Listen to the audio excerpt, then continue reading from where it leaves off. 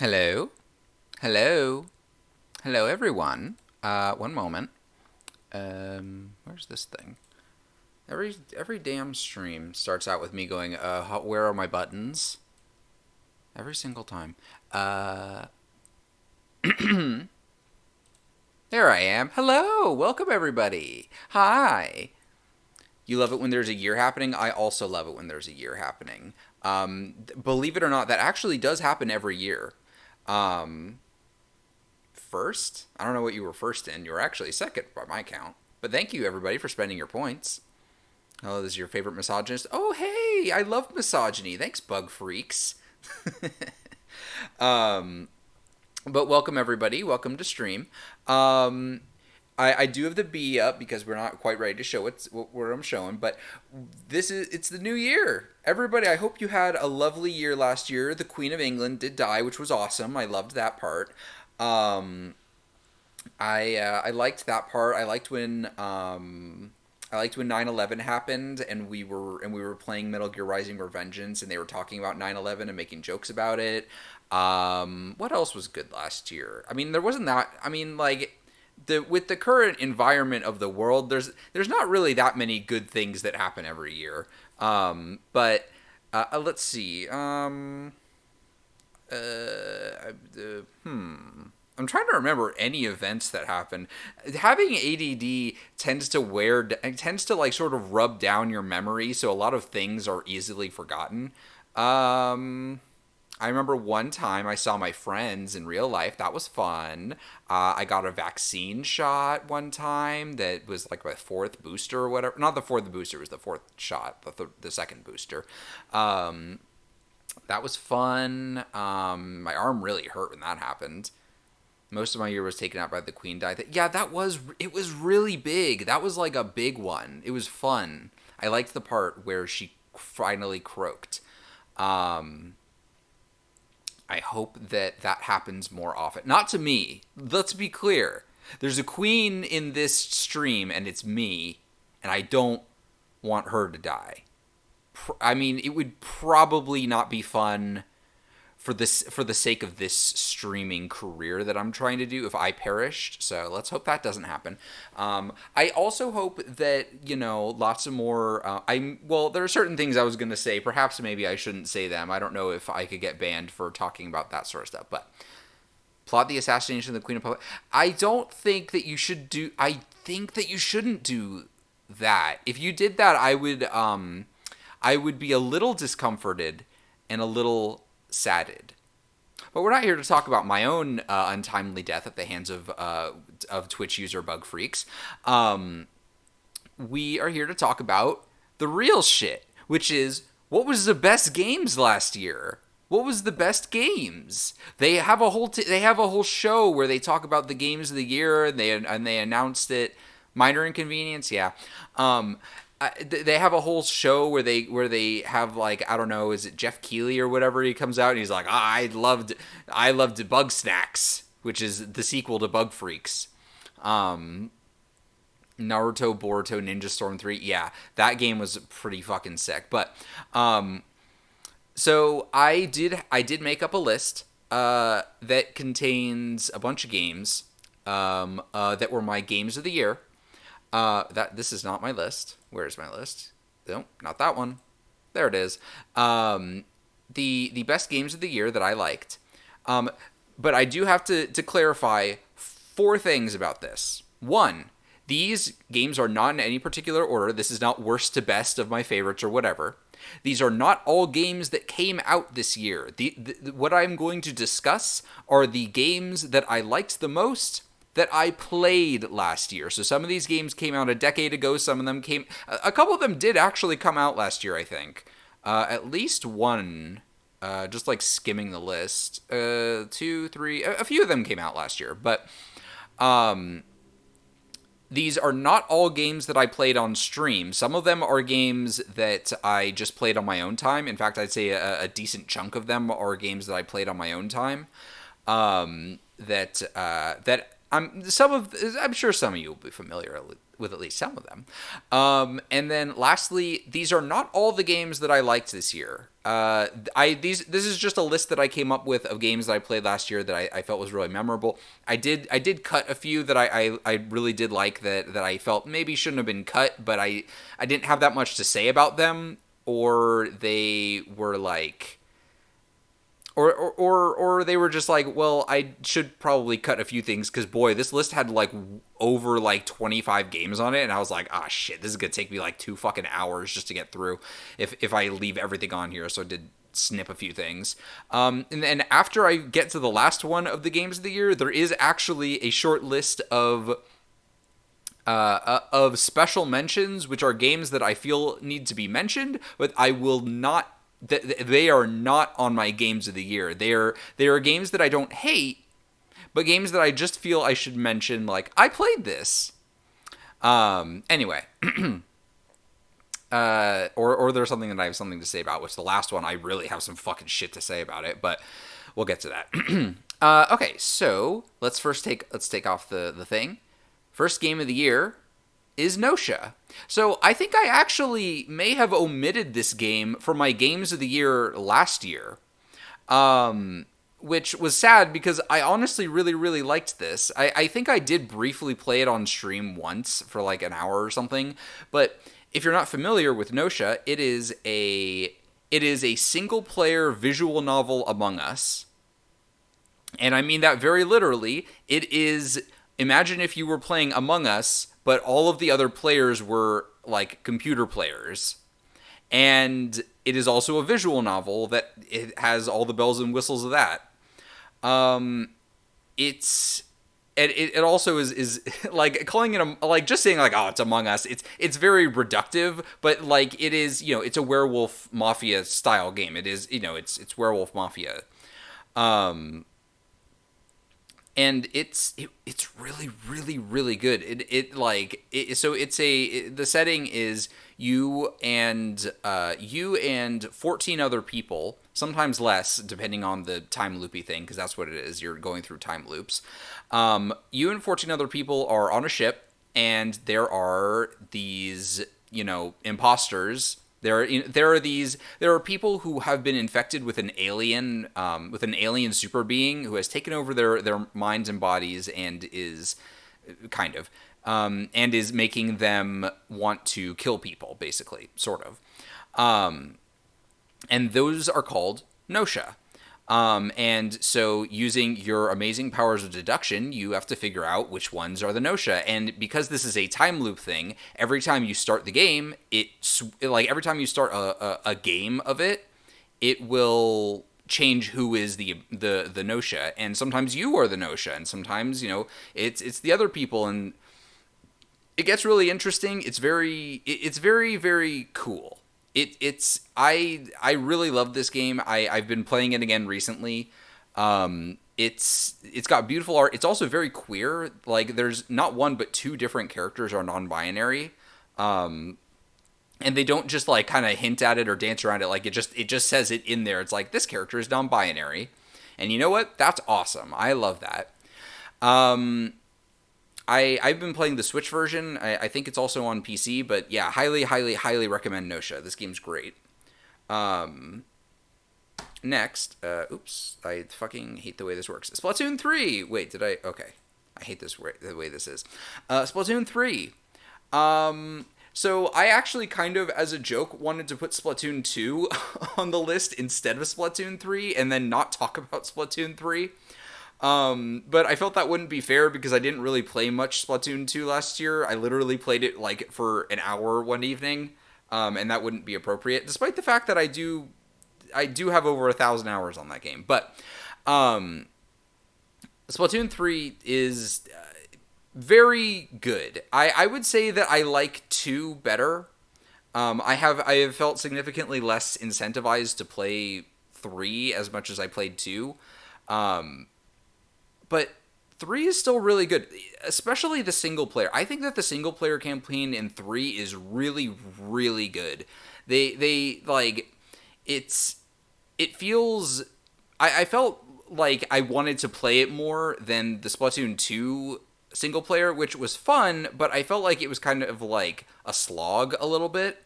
With 3, I didn't feel like that. I was like, oh, I actually want to play through it, and I didn't feel like it was as much of a slog. It was a little bit, but that's just the nature of Splatoon single player.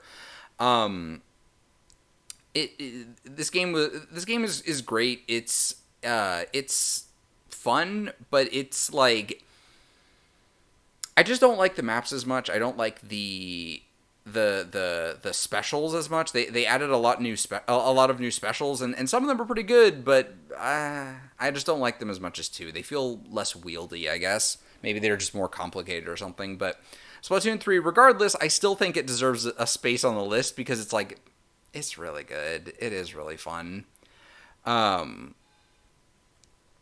Next is AI the Somnium Files Nirvana Initiative.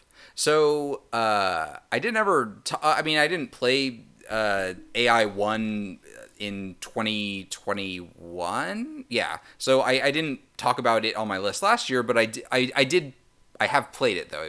I played it right after it released. But AI the Somnium Files, if you're not familiar, it is also a visual novel, but it's like it's a murder mystery type thing.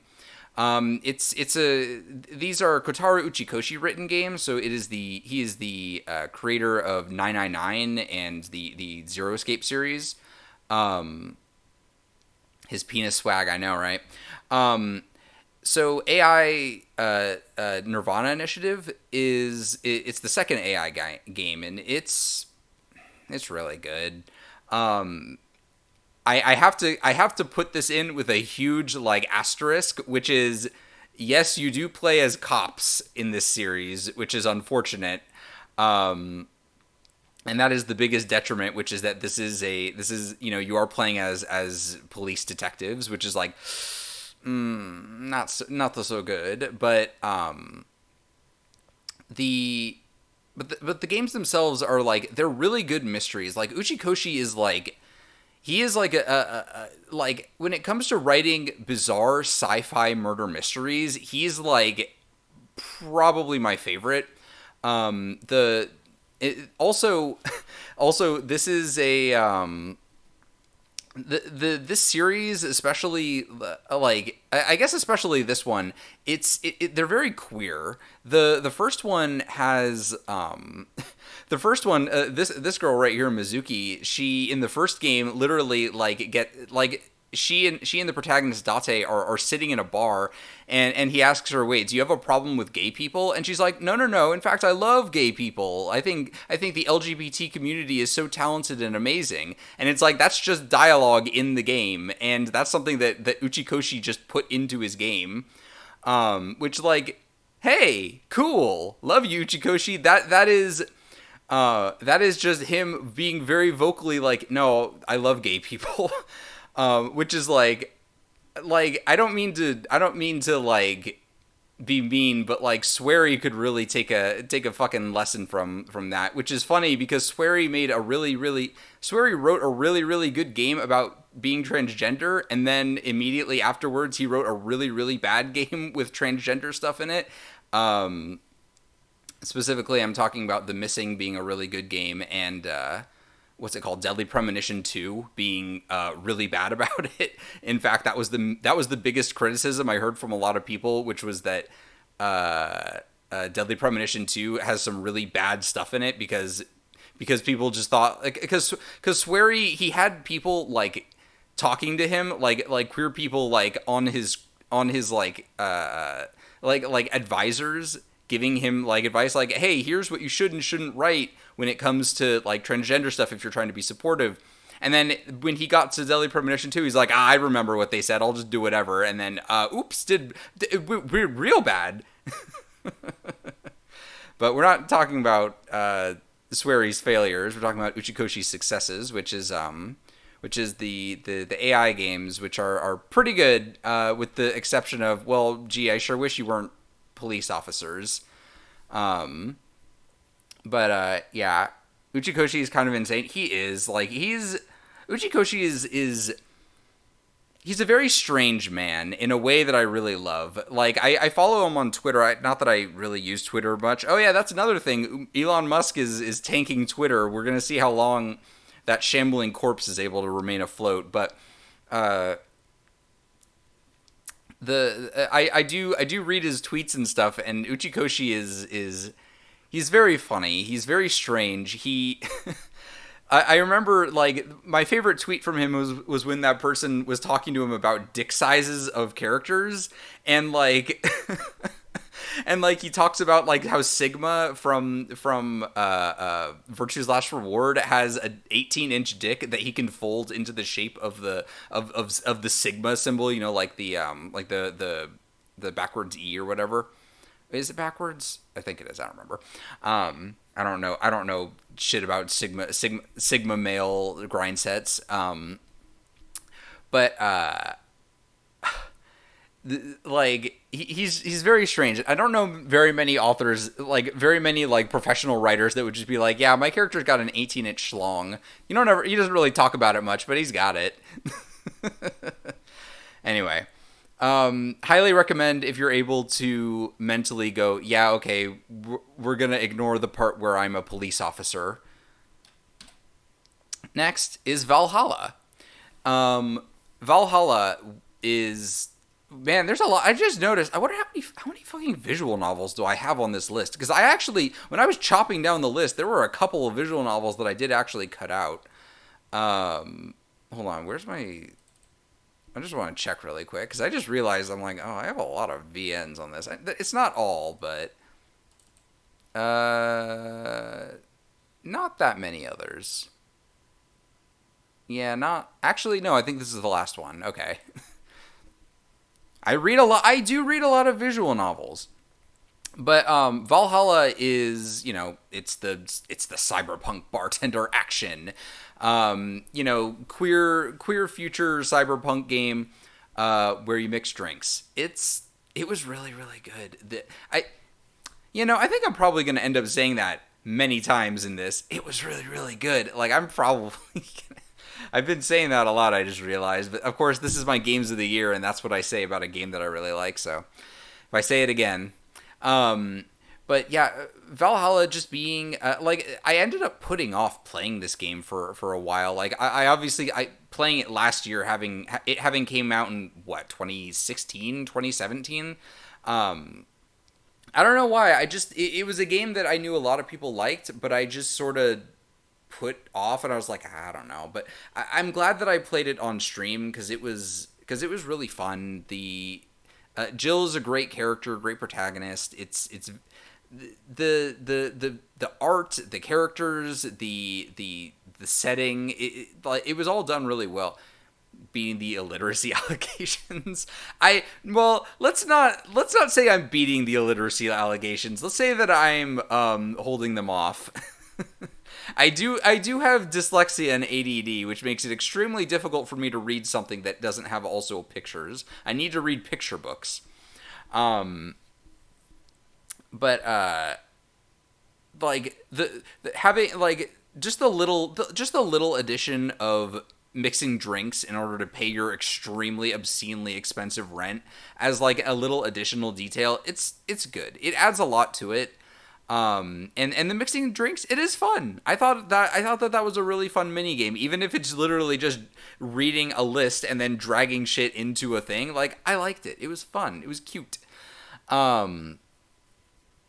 Very queer. Obviously, I tend to lean towards games like that. It's, very well written in that regard. Very, very well done. And obviously our protagonist Jill is cute as a button. So love that. Did we ever learn anything new about the sequel that was originally supposed to come out? I feel like I remember them, like, there being some news about that. I think that maybe news came out about that. I don't remember.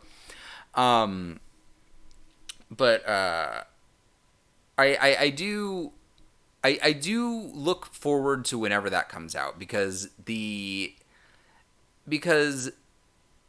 sequel, I'm sure, will be even better, and hopefully the sequel will have less references to what's it called, Y2K, Yick. The sequel is coming out when it's done. Sounds good to me, I guess.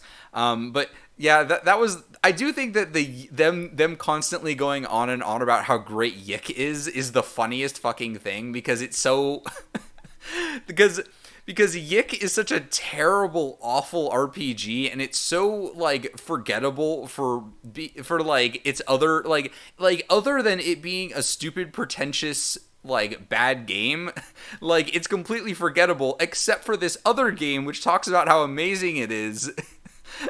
And the other game is way better. There was some news on it. It boiled down to there being development issues. Yeah. Okay. Well, hopefully they are able to get that done someday. Oh yeah. Also, I forgot to talk about this at the beginning of stream, but I did mention it before. I'm going to be eating a special treat today on stream. So I won't say what just yet, not until it's prepared, but it's cooking right now, which is why it's I needed to talk about it. But so something I decided was that on Halloween streams from now on, from Halloween on, I would be trying a new like dessert of some kind of some kind of sweet treat, something that is like a dessert. Maybe candy sometimes, maybe maybe something that Floop prepared, but boiled pilk. Now, I already had pilk last year. We're not doing it boiled. I'll die. We're not having a hot pilk. That will actually just make me projectile vomit on stream. But on New Year's, I'm going to be eating food which I did last year, which was pilk. This year I'm going to be eating a different food that I would consider a like meme food. Like I hate that word in this context, but I feel like that's appropriate. Like pilk was like a meme food. It kind of is. This is also one that is, I guess, maybe a little less renowned, but still like well known enough. I'm going to be eating meme foods on stream on New Year's, which is what we will be doing soon. Whenever we don't actually know how long it's going to take to cook, so whenever it's done is when Floop is going to bring it up and I'm going to eat it. It could be in 5 minutes or it could be in 30. We don't know. But yeah, I don't actually have my proper camera set up for that this time, unfortunately, but I'll see if I can take a picture of it and then see if I can bring that up on stream at some point. But, I'll let you know when that happens. Anyway, so, next, so go play Valhalla if you haven't, although I think most people here have. Dark Souls 3! Thumbs up! So a certain other FromSoft game came out this year, actually, but we'll get to that. For now, we're going to talk about Dark Souls 3. So I did actually replay this game this year. So I didn't know this when I had started replaying it, but apparently the Dark Souls like community servers or whatever, maybe not community servers, but the servers for Dark Souls 1, 2, 3, like all of them were just completely fucked for months. And I didn't know that when I started playing it again, so I was like, it sure is weird that the game is not connecting to the server. I hope I didn't get banned. But I played through Dark Souls 3 again because I was just like, I kind of just want to play this. And this is not my favorite Soulsborne game. Bloodborne is still my favorite Soulsborne game, and then also Demon Souls. But Dark Souls 3 has a lot to it that's like it feels like an amazing conclusion to the series, because like Dark Souls it does not shy away from just referencing itself over and over and over. Like Demon Souls is its own thing because that was the first, but even in Demon Souls there's stuff that references older FromSoft stuff, I think. And then Dark Souls 1 has a couple of things that reference Demon Souls and pull from that. And then in Dark Souls 2, well, we're not going to talk about that, but Dark Souls 3 then, jumps off of that other stuff too, and Bloodborne and all that. Like, it feels like a great conclusion to the Souls series. It going back to spoilers for Dark Souls 3. Going back to like Anor Londo, and it's just like it's just Anor Londo. Like that felt really cool. It was so like fucked up and dilapidated. And then you go into like the boss room for Ornstein and Smog, and it's like you fight the other boss there, and it's like I haven't played Dark Souls 3 as much as other Soulsborne games, but this one, it felt good. It has great characters. It has really good levels that I really liked. I was really big on Dark Souls 3 in terms of like the way that it felt like a really good return, because like I'm not gonna harp on Dark Souls 2 too much on stream right now. I mean, I could spend the next hour just going, I fucking hated this thing in Dark Souls 2. But like Dark Souls 3, it felt like from Soft going like, okay, no, we need to have fucking Miyazaki directing this shit. We can't hand this over to another team because they don't know what they're doing. Oh.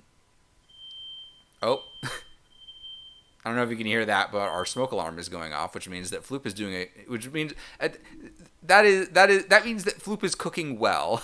The smoke alarm, our smoke alarm does go off a lot while she's cooking, and it's not because she's burning things. It's just because our smoke alarm is very sensitive. But Dark Souls 3 was a great conclusion to the series. It felt the level design was on point at every step. Maybe not every step, but it felt really good. I really loved the damn it, I can't remember their names. I didn't play the game for 7 months, so I'm a little bit forgetting the character. She's burning my pee wet? No, don't be silly. But the girl who is she's like blind, but she wants to be a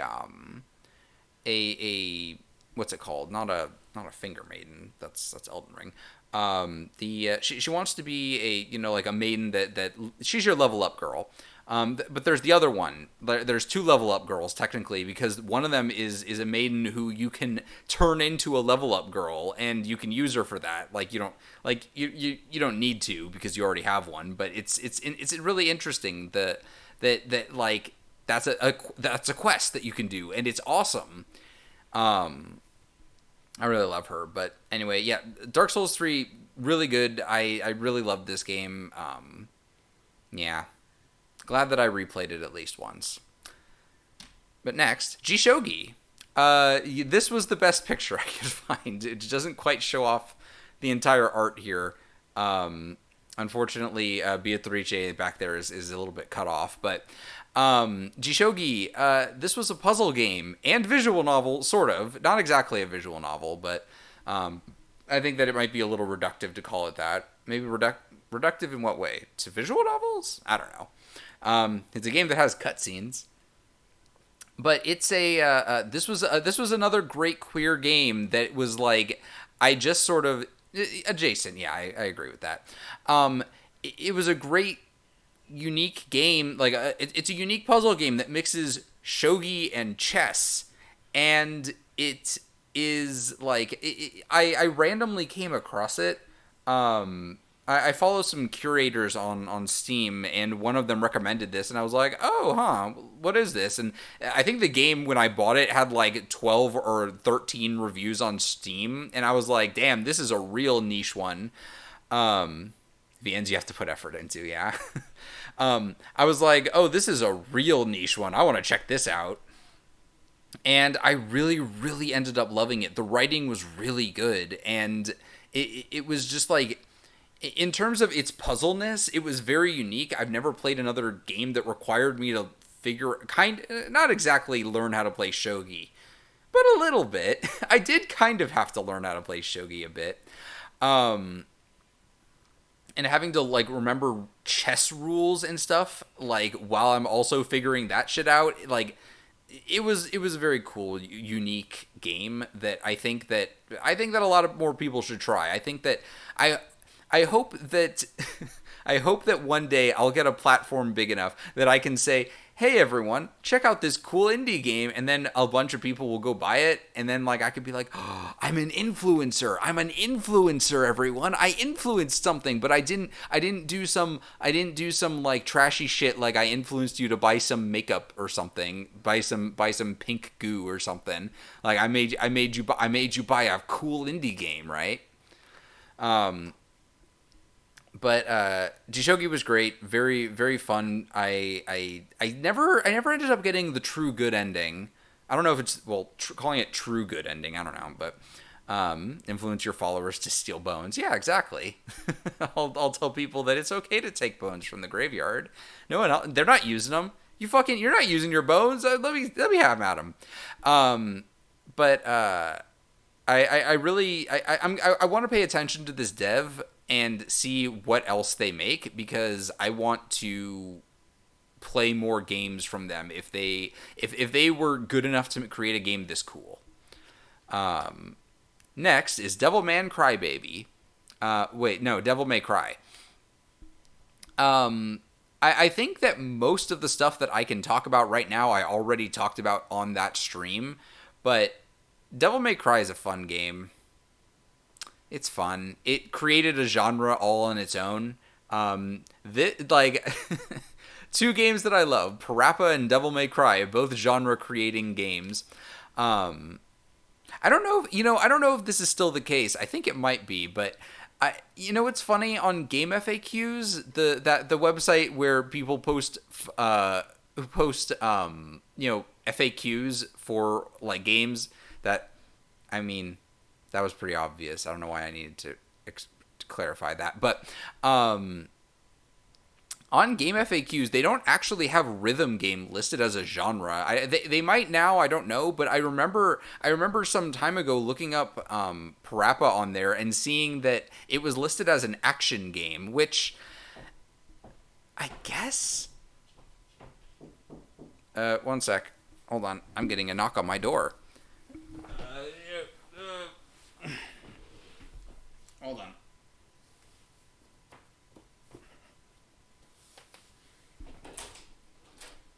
Oh, thank you very much. Are these both for me? Yeah. Oh. Wait, what's this? Chicken salad for dinner. It's what? Chicken salad. Chicken salad. Okay, yeah. Cool. I love it. Thank you very much. It has the vinegar and salt with the potato fried and... Are you okay? You sound like you're gonna die. I'm tired. Well, go to bed. I need to eat. I love you. Eat something and go to bed. Okay. Thank you very much. I love you. Love you. Well, it would seem that my dinner is here. Anyway, like I'll finish this real quick, which is I don't think there's that much for me to say about Devil May Cry that I didn't already say on that stream. But Devil May Cry is a fucking good game. It's very silly. They had no idea what they were fucking doing with it. It had fixed camera angles in an action game, and it was fucking great. It's melodramatic as hell. Let me see if I can get a picture of this before. So I don't have my camera properly set up. So I'm gonna take a picture of it, and we'll see if I can put that up on stream right now. Oh, not that. Ignore anything else that may appear in the photo.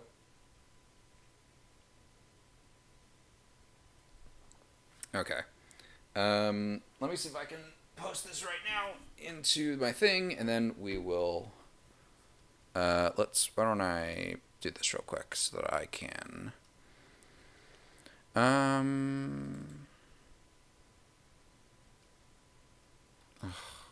hate this. What is this? Why is this so confusing?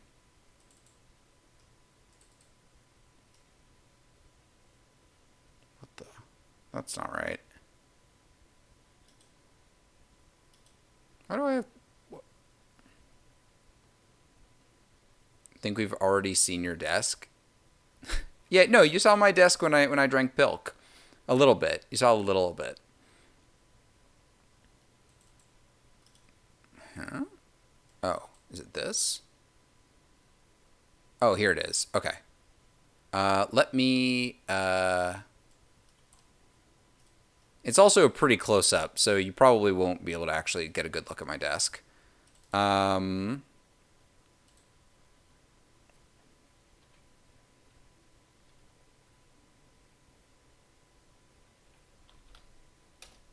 okay. Okay, so I will admit you did guess correctly.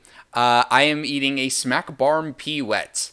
For those who don't remember, that video is very important to me. It is a video of some. Where are they? I guess they're in. They're in a wait, oh, shit. Where did he says it? Wigan, because he's going to there to eat a Wigan kebab. Yeah, that's it. Thank you. But I can. I think I can just disconnect this. Okay. The guy goes to Wigan and he goes to eat a smack. Well, no, he goes to eat a Wigan kebab, which is that's not right. Oh no, I have to do this. God damn it. Oh no, I hope this doesn't break everything. Fucking hate the way this shit works. Hold on. Okay, hold on. Is this gonna? There we go. So while he's there, he eats a smack barm peewet, and I've always thought the name smack barm peewet is the funniest fucking thing because it's like, well, I mean, I hate Britain, but the the way they name shit is like it's so bad. But I really really always wanted to try this because it sounds disgusting, but like I gotta try it, right? Anyway, so live on stream, here is my Smack Barm Pee Wet reveal. See if I can choke this down.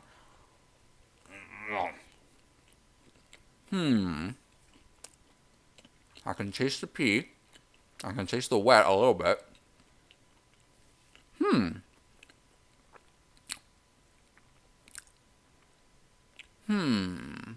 That's not that bad. I think that it maybe needed a little bit more pee.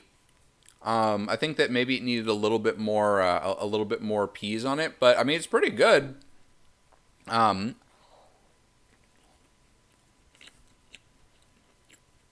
the potato tastes very tasty. I really like it. Um, Mission time. I only said that because I thought I was wrong initially.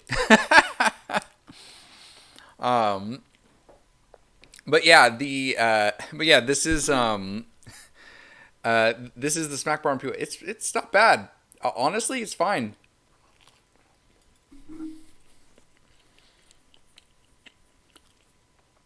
Yeah, our smoke detector is just a little too sensitive. But you know what? I'd rather it be a little too sensitive than not sensitive enough. So not gonna bother replacing it. Um, but you know what? I give this a passing grade. Floop the Orange, amazing chef. She can turn even the most limey British foods into something edible and tasty.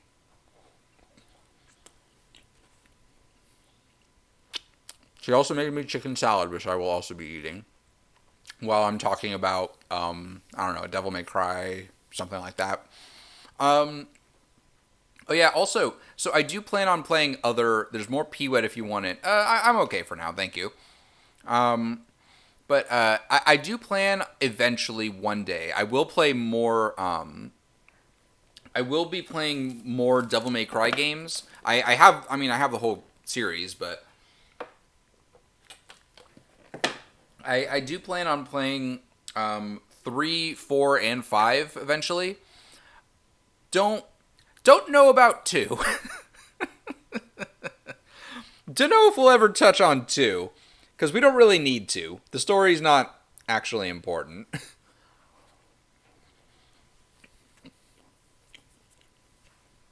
Anyway, moving on. If you're gonna excuse my chewing. Project Diva Megamix Plus. Um, so I ended up playing this a lot last year. I ended up playing Megamix Plus a lot. This obviously I didn't touch this on stream, but I did play this a lot on my own time. Um, this game is like it's really good. fucking knew I was gonna keep saying that. The so I love Miku and I love all their friends. The I I don't listen to that much Vocaloid music like as just like music that's in my like playlist. I listen to some. Um, I do love that. I do love that they finally ported this shit to Steam. Because I didn't actually own any like Project Diva games like on my own. Um, I I had played I had borrowed a couple of the PSP ones.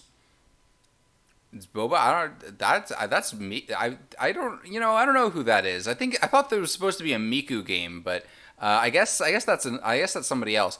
I figured they would have put Miku on the cover, but I guess it's not. But the but I really enjoy Megamix. It's a great like it's just a great rhythm game. Rhythm games are not exactly something that I'm hi all for your channel on Mr. Store. Wow. Wow, you're definitely not a bot. I don't know what you are though. I'm gonna send you away though. Um, the what was it? But okay, for real though, I I really love Kasane Teto, who's this one. Teto is definitely my favorite. I guess the term would be voiceloid because she is not a Vocaloid. She's an Utauloid. But she's definitely my favorite. And she is existent in the Project Diva series.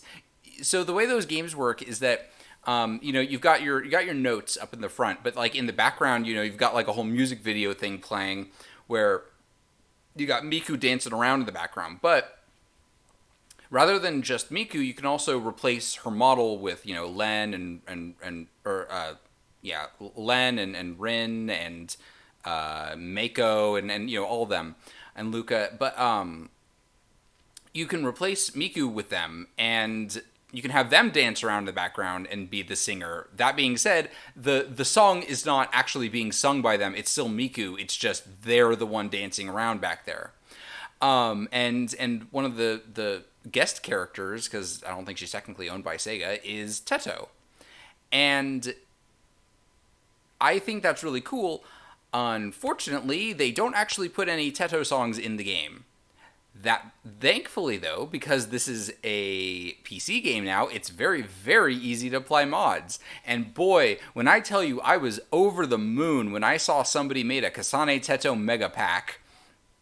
They basically so they're basically just like, hey, here's like 45 alternate versions of songs in the game that are now just like instead of being sung by Miku or Luca or whoever, it's now being sung by Teto. I was like, oh, okay, I'm playing this now. That's actually what got me to buy the game because I was waiting because I had a feeling that people were going to add some Teto songs. I had a feeling, but I was waiting for it, and then some lovely, wonderful individual did make a mega pack that gave a bunch of Teto songs. I was like, oh. So I ended up playing a lot of those. Gotta have some Teto songs. I know. There was actually a live like a live like symphony or something that was like Vocaloid songs being done at like the Philharmonic. Where was it? Hold on, I can check. But it's there was like a live production that was done for all that, and it was and Teto was there, and I was like, oh yeah, the Tokyo Philharmonic Orchestra. And they Teto was in it, and they did some Teto songs, and she was singing, and I was like, oh my god, this is so great, and I love listening to some of those. Yeah, I also that's why one of my my point rewards is Teto because I was like, oh shit, I gotta have her on stream. I gotta have her involved somehow, which is why she's the one that gives you the secret message. But yeah, Mega Mix, great, love it. Did top notch work with this Thanks one. for sending me your message. Unfortunately, you're very ugly, and I will not be replying to you. Exactly. Yeah, thanks for sending me, Skymarine, thanks for sending me a message. Unfortunately, you are very ugly, and I will not be replying to you.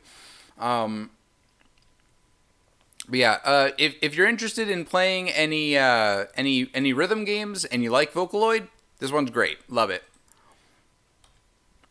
Next is Eve Remake. Um, man, Eve's so cool. She's the strongest and the coolest. Um, this is probably another one where I'm not sure how much I actually have to say about this that I didn't already say on stream, but like in terms of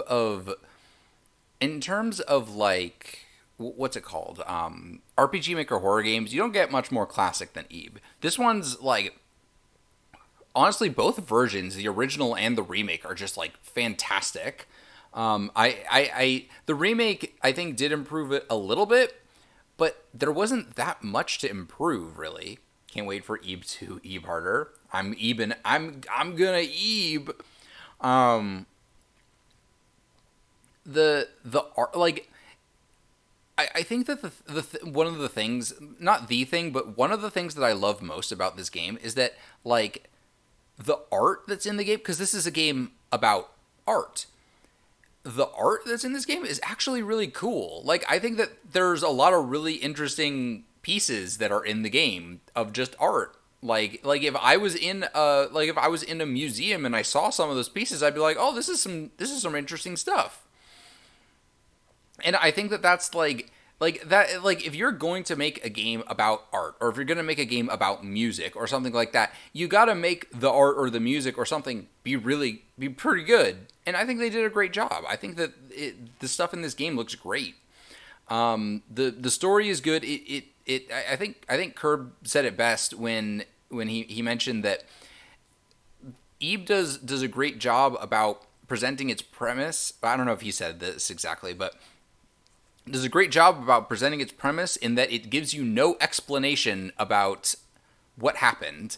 Like you go into the world of Guerrera. Why?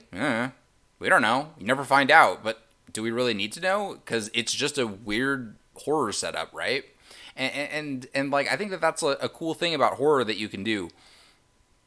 If none of the characters know what's going on, then you don't really have to explain why the things that are happening, right?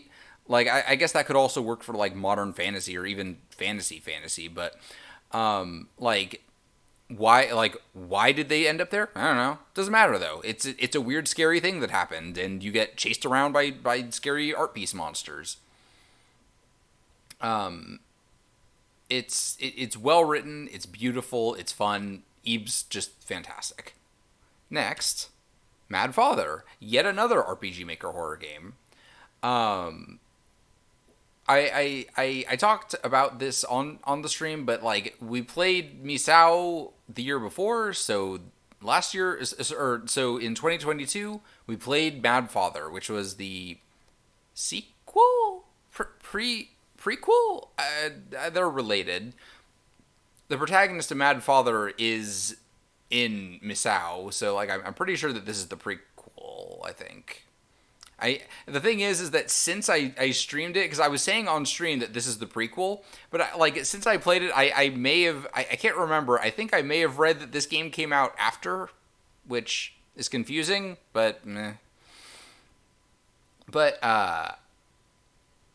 man, what a cool game! What a cool game with a cool twist and like lots of real messed up stuff. I didn't actually play the post game on stream, but like man, the post game reveals of like, oh, our protagonist here is real fucked up as a character is real good. They did a great job with the writing because not all scary stuff that should happen in a horror game should be things that are just like, it's the big scary monster, right? Like sometimes things that are scary should be things that are conceptually scary, like our protagonist turning into the monster that she was afraid of, right? Like, that's amazing. That's great. I guess I just kind of gave you some huge spoilers, but I mean, you know. But Mad Father's great. Fucking fantastic work on this. We specifically played the remake on stream, just like we played the Misao remake. But absolutely fantastic. Very fun. Very cool. Very well written stuff. Jetstream Sam. I would put him on my list. Oh wait, no, we're not talking about the Tumblr sexy men. Metal Gear Rising: Revengeance. Rising Revengeance, a game that I never completed until I played it on stream. But God, if this game isn't fantastic at being just like an amazing character action game. You know, I heard. I've heard in more recent times that apparently Rising Revengeance's original reception was very poor. Maybe because the game was like short, because it is a bit short. I mean, most character action games are a little on the short side because the fun of the game is to go through good short levels that are like, you know, that challenge you, and like, you know, the fun of the game comes from playing the gameplay. You know, it doesn't need to be that long in order to get you from like through the story, right? Rising Revengeance, I think is fantastic. I think it's one of the best of its class. Like in terms of just in terms of just character action games, like it's unique. It is completely unique in the way that you get to cut shit up. Like that's so cool. Like I don't know if we're ever gonna get a game like that again. Maybe, I hope so. But like that's such a cool idea. Just like, oh no, Raiden has the fucking high frequency blade that he can just cut through anything. Like we probably won't, yeah. Like because logically, like the high frequency blade is so powerful, yeah, you can just cut through shit like butter, and it's cool. Like the game is like, yeah, that's our concept, and it works sort of. It's a deep unfortunate, yeah. It seems like an extremely difficult thing to program, but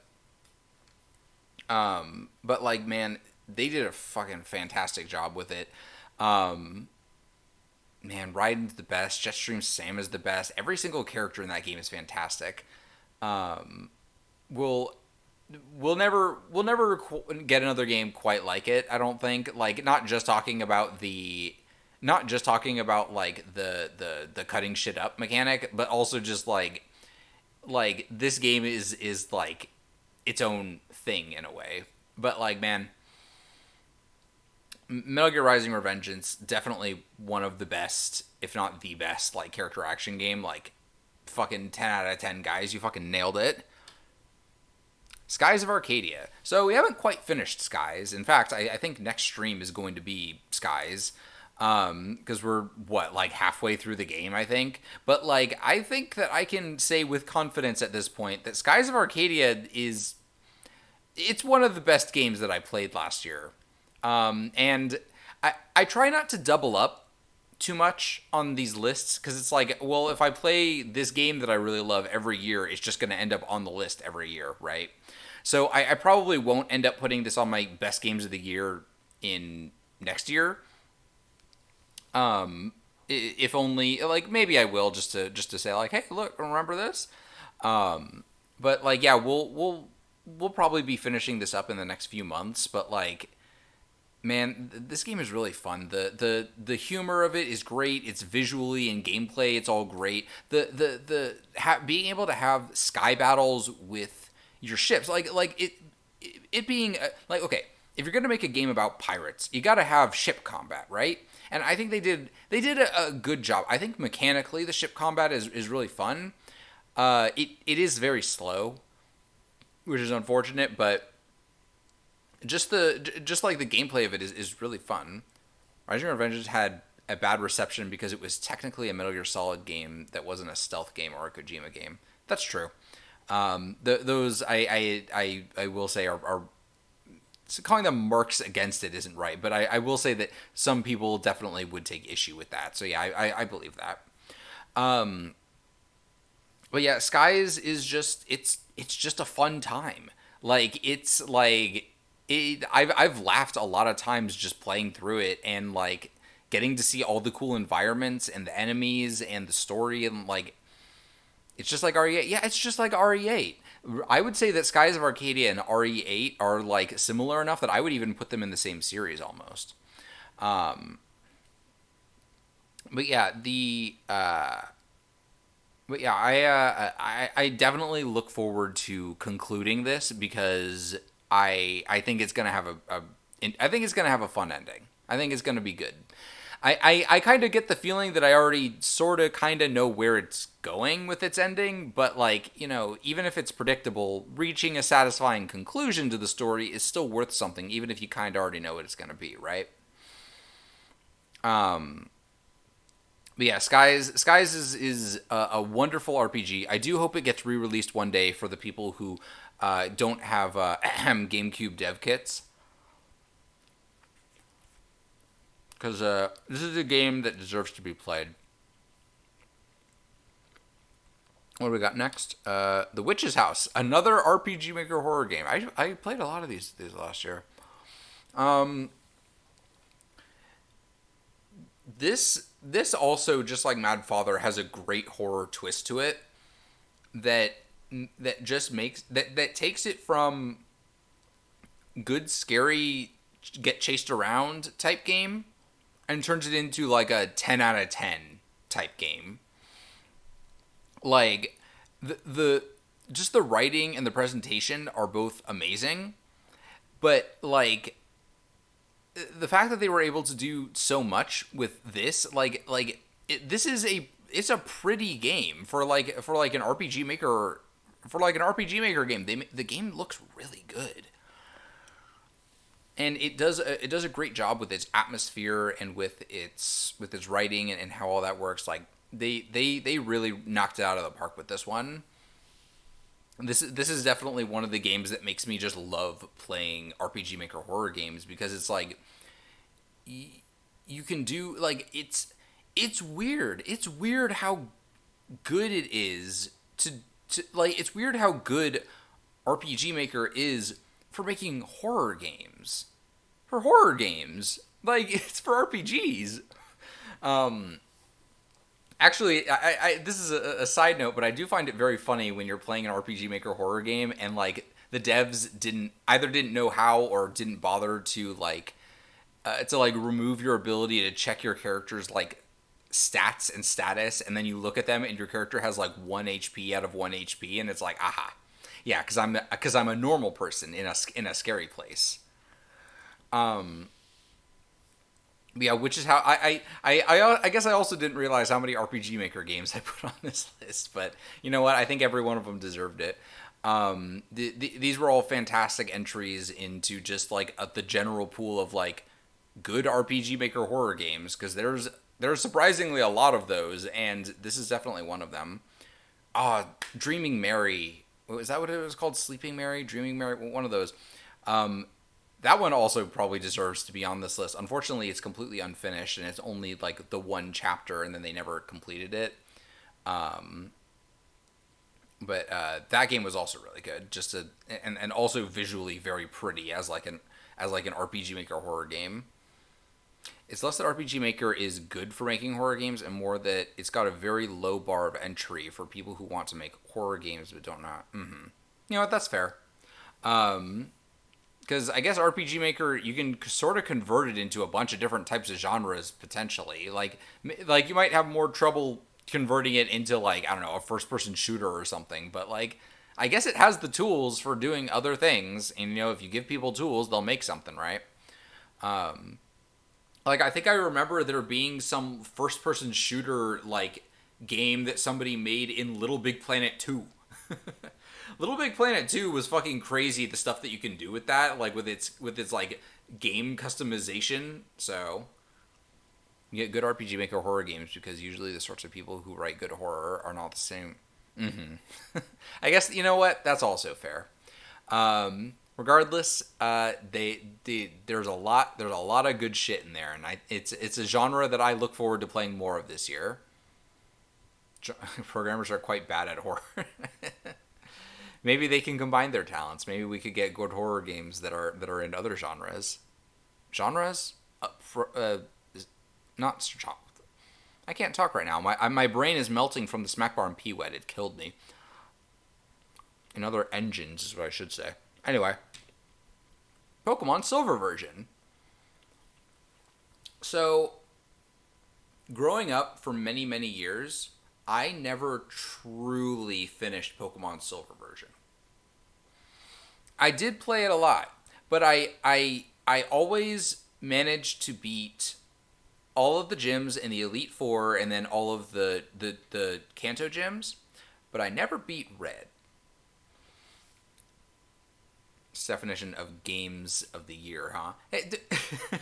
I said it was games that I played. I clarified that at the beginning. These are games that I played, which I did play this. Growing up, I never actually finished Silver version properly. I never beat Red.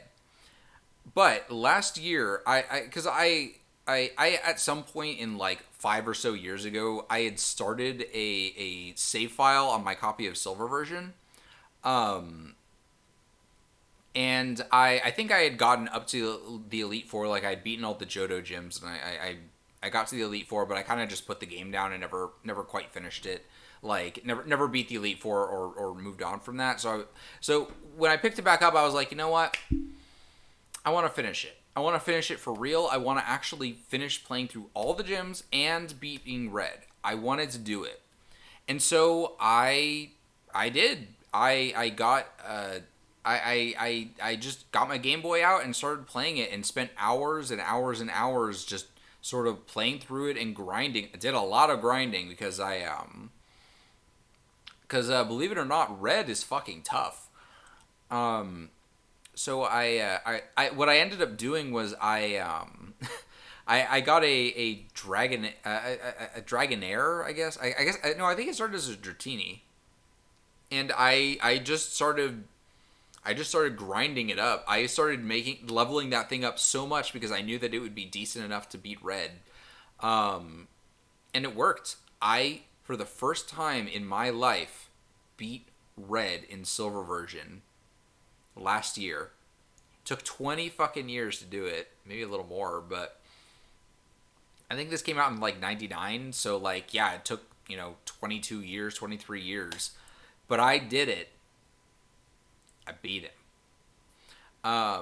And I didn't use any X items in the battle. And that's important, because if I had used X items, it would have been a fucking cakewalk because of that, because my Dragonite was so high level. But I was like, no, I'm not going to use any X items. And then I did manage to just barely beat him.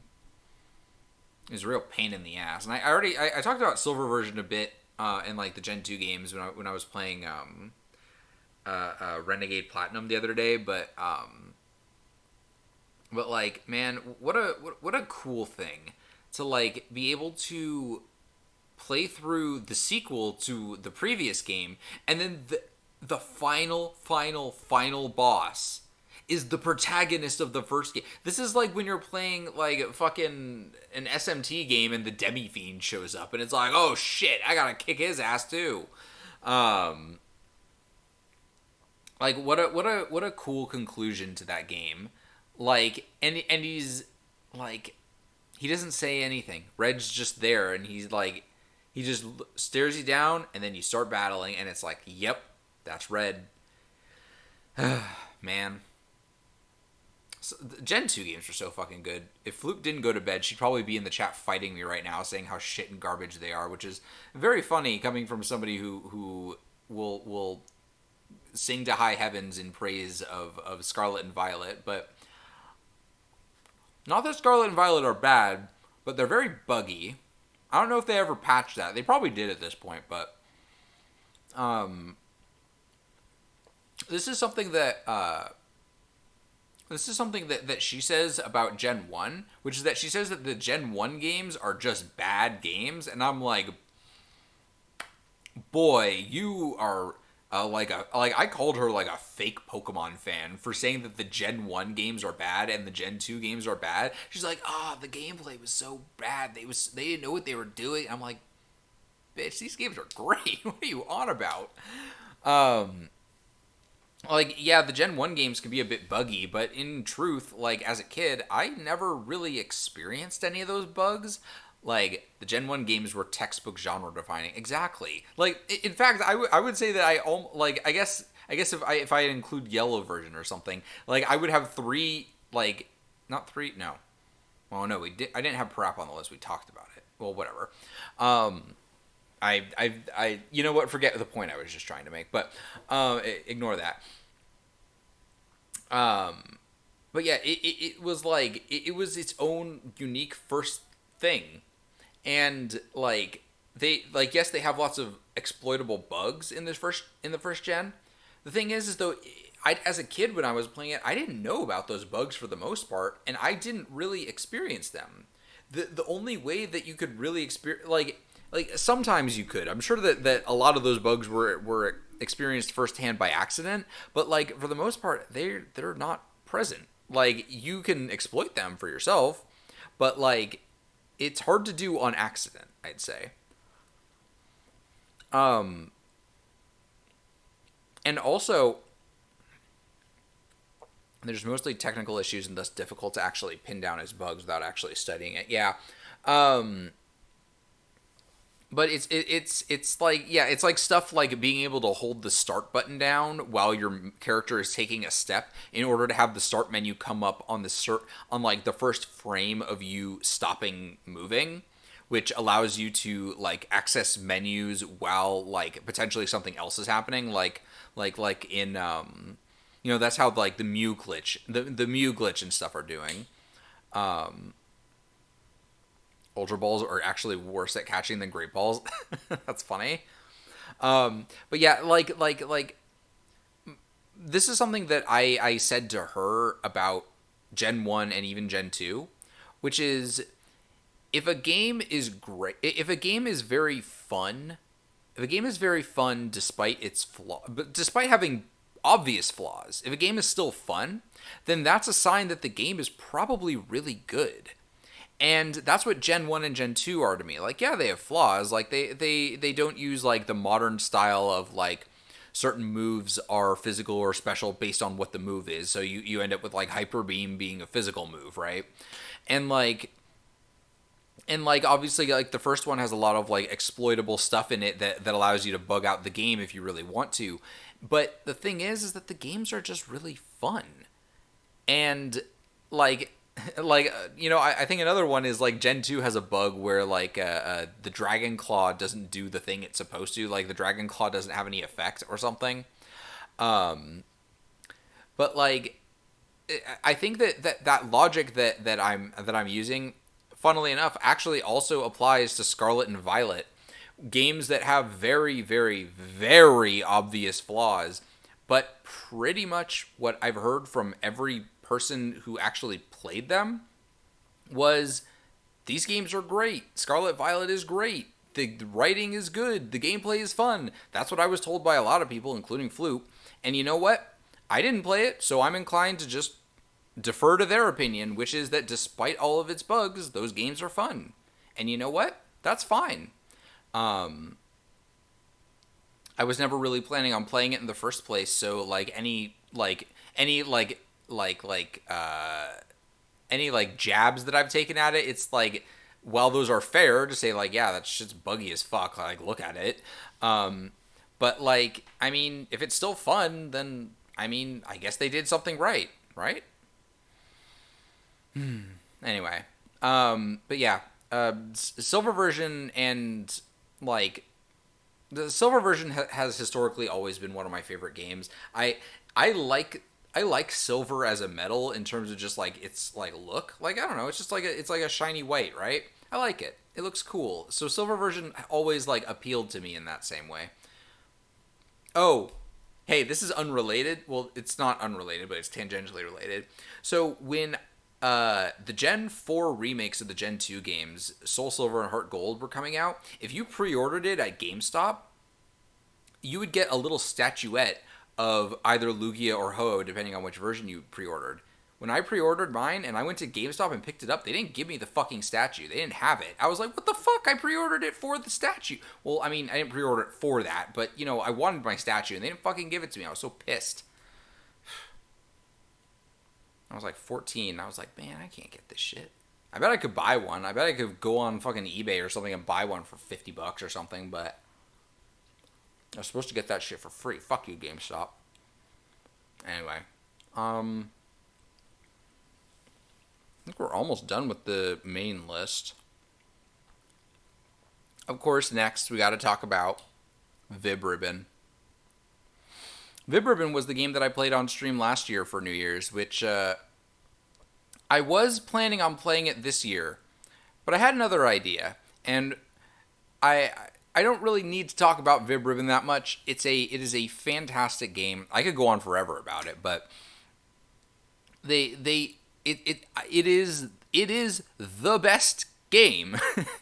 I think Vib Ribbon is the best game, and they nailed it fucking 10 out of 10 on literally every part of it. Like, great character design for your protagonist, great music, great concept, visually very appealing. The like the only literally the only flaw of the game is that you can't select like difficulty level for like your own songs when you put in your own CD. You kind of sort of can, but not really. Not for regular gameplay. It's a very sad omission because sometimes you'll put in a CD and it'll create a level for your song and it'll be impossibly difficult, and it's like, well, dang, I really wanted to play that song, but unfortunately it's not going to work because I'm not good enough to do double inputs of completely separate inputs over and over and over. But like, yeah, man, Vib Ribbon's so fucking good. I'm saying it again. The Vibri, my absolute beloved. I probably talked about this before, but I have a custom made playmat for playing like Magic the Gathering on that is this picture of Vibri laying down on Vib Ribbon. I just have that, and I love to use that one because it's like Vibri's watching me smoke my friends, like a blunt. But yeah. So actually, it is this year. I think it's in a couple weeks is when the Lunar New Year is. It's gonna be the year of the rabbit. So I thought, oh well, hey, playing Vib Ribbon on New Year's is perfect. But I think we're gonna put Vib Ribbon off for another day. No, not today. Instead, we're gonna be playing a game with a different rabbit in it. Yeah, Racing Udon Jinaba, Udon whatever, how you pronounce it. We're not quite done with the list, but I did play Imperishable Night at some point this year, so it is fine to put on the list. So I after we're done with the list, I am going to be loading up Imperishable Night, and we will be playing some Toho for New Year's. I had to take into consideration like, okay, well, I could play Imperishable Night where you fight Raisin, or I could play Legacy of Lunatic Kingdom where you fight different rabbits and also you can play as Raisin. Ooh, I didn't really want to play Legacy of Lunatic Kingdom. I think I'll skip that one for now. I'm not quite good enough to beat that one. It's also, other than the couple that I haven't played, it's that's the one that I have the least practice with because boy howdy, that game is hard as fuck. Although technically it's also the easiest one because you can beat it without game overing, sort of. Because that game was because that game's respawn system was. Because you could play classic style with lives, but you could also play with just retry from checkpoint, which is why the game's so much harder. Because they're like, oh, because Zune was like, oh, well, I have another idea of ways to make it hard, or something, whatever. Apparently, he got the idea from I Want to Be the Guy, which is very silly to me. Shout out to Cayenne, but yeah, we'll be playing some Imperishable Night in a bit. I think that's it for my games of the year. Is that it? That's it. So we have 3 more games to talk about, though. We're not quite not quite finished with games of the year, the list in total, because there are still 3 more games to talk about. But these, I want to clarify, these are not games of the year. These are not games that I felt were worthy of putting on my list of best games that I played this year. I do think all 3 of them are good games. I want to say that. But and the reason that I'm even discussing them is because they are games that I enjoyed playing, but they are not games that I consider to be the best games I played this year. I needed to make that very clear, but we'll get to why. Anyway, next is Tales of Berseria. So I bought this game on a sale at some point on Steam, and then I never played it for a while, but I did start playing it a bit, and honestly, it's good. It's a good game, mostly. I think that the writing is pretty good. I dropped a crumb. Don't worry about it. I've never played a Tales of game before this one. I've mentioned it many times at this point, but I own Symphonia on GameCube, but I never actually loaded it up at any point. But this game is interesting. The writing is fairly good. It's got a good setup. It's really cool that can't wait to be pulled over the coals during Lobotomy Corp section of what not game of the year. I actually was it's funny. Lobotomy Corp was actually on my list of games of the year, but I had to omit stuff, and then I ended up omitting that one. So I will say that Lobotomy Corp was probably worthy of being put onto the list of games of the year, but I decided not to talk about it too much, just because I felt like it was going to take too much time to just list every single thing. I'll give you this. Lobotomy Corp, cool game, good gameplay, cool idea, good music. Yep. But I've never played a Tales of game before this, and I will say, there's a lot of cutscenes, and I don't just mean like cutscenes, because there's also like optional cutscenes. Like you'll be walking around like the open world map. Well, it's not totally open world. It's like, you'll be walking around the areas that have enemies, and like there'll be like a little button prompt that says, "Hey, look, there's a cutscene that you can do where your characters will talk to each other," and like that's cool. I like that. I like that there's little things where the characters will talk to each other. That being said, boy howdy, the game's pacing is so fucking slow. Oh my god, because you're constantly being pulled into new cutscenes. It's like, okay, time for another cutscene where the characters talk about, I don't know, wine. The characters will talk about another cutscene where they'll talk about, I don't know, curry. They talk about food a lot, but cooking is one of the mechanics. But like playing this, I'm like, another thing, playing this is very, very, very much a early 2010s AAA game. I think it's early 2010s. This was like a PS3 game, but I was just like, ooh, boy, this is definitely a AAA game from that era. Because, like, and you can feel it because it has some of the Gumbo game stuff that, like, other AAA games do. Like, but it was like almost a Gumbo game of its era, which is very, very funny. Like, it has, like, a cooking, and it has, like, collecting, like, items for crafting. But although the crafting is mostly done, like, of just like upgrading your weapons or like, cooking that stuff. And like, I was just like, this feels like a AAA game of its era, and it's got that tone of shittiness to it. Also, I'm talking a lot and I need a drink. Hold on.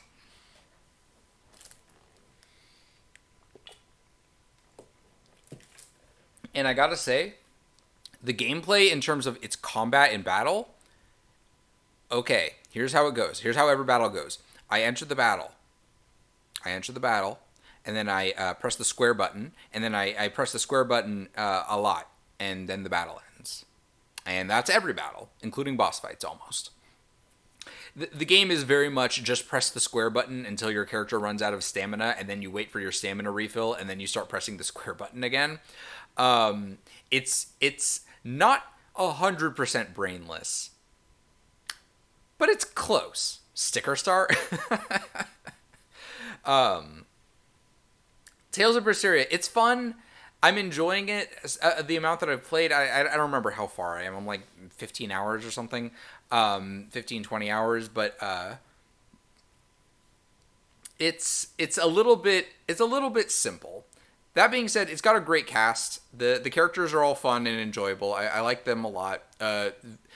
Something that I think is really cool about the setup of the story is that you are the villains. You're not the villains, but you are not good guys either. Your crew of characters are a bunch of assholes going around fucking things up and like setting fire to shit and attacking like the people who are like, the big religious government type things, which, like, I mean, the big religious government people are also, bad guys, but like their existence in the setting is, oh, they're the people who are protecting like the regular people from the monsters, and it's like, oh, we are the monsters and we're going up and beating the shit out of them. And it's like, oh, this is awesome. I love a game that has a good setup for you being a villain crew. It's awesome. That being said, like, yeah, there's too much like essence of shittiness of this for me to say that I really, really love it.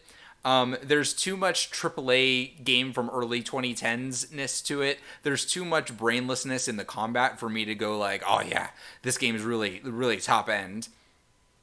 Also, to clarify, there's like 4 difficulty settings.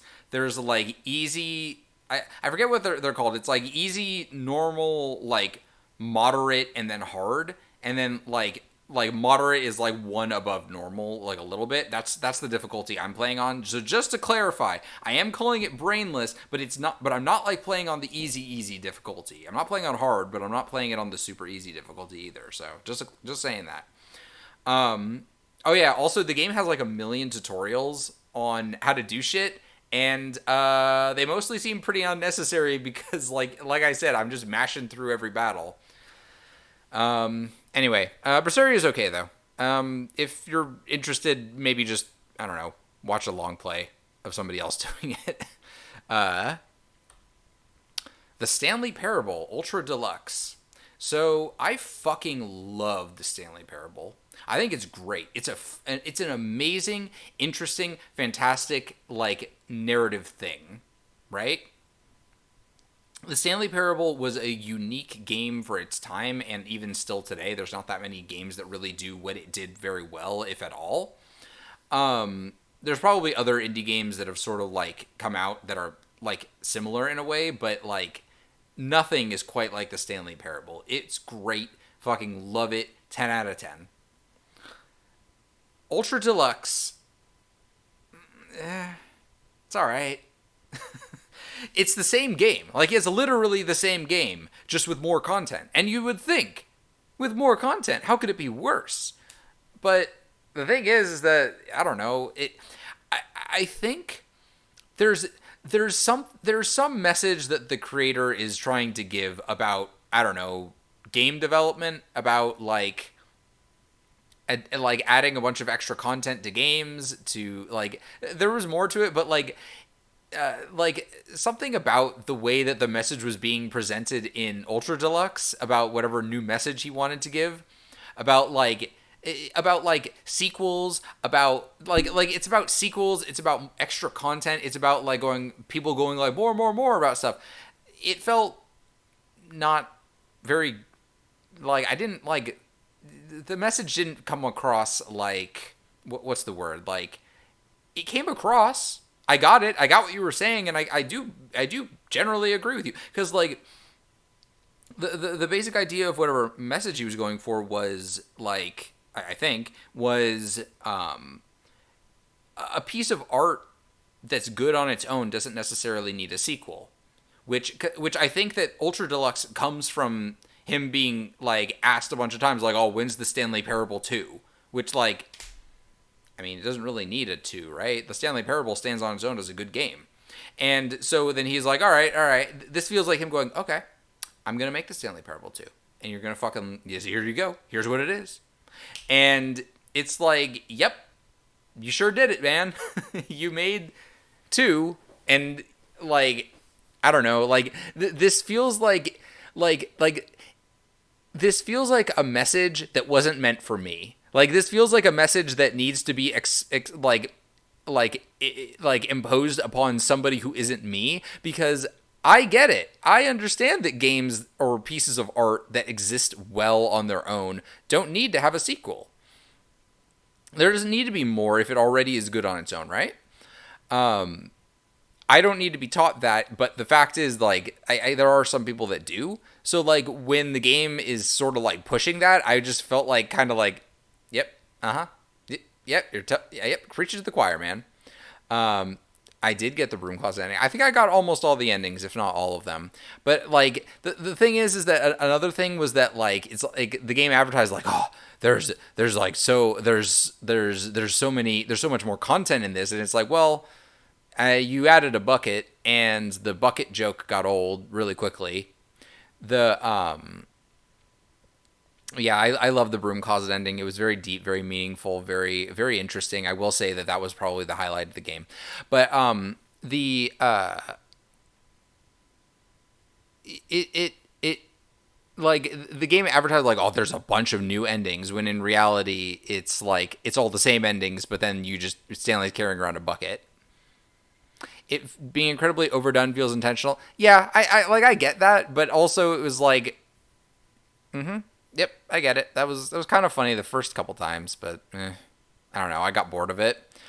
Um, yeah, it feels like the message being, but more than anything, it felt like the message being presented here was a message that wasn't meant for me, and because it wasn't meant for me, it wasn't something that impressed very well on me, right?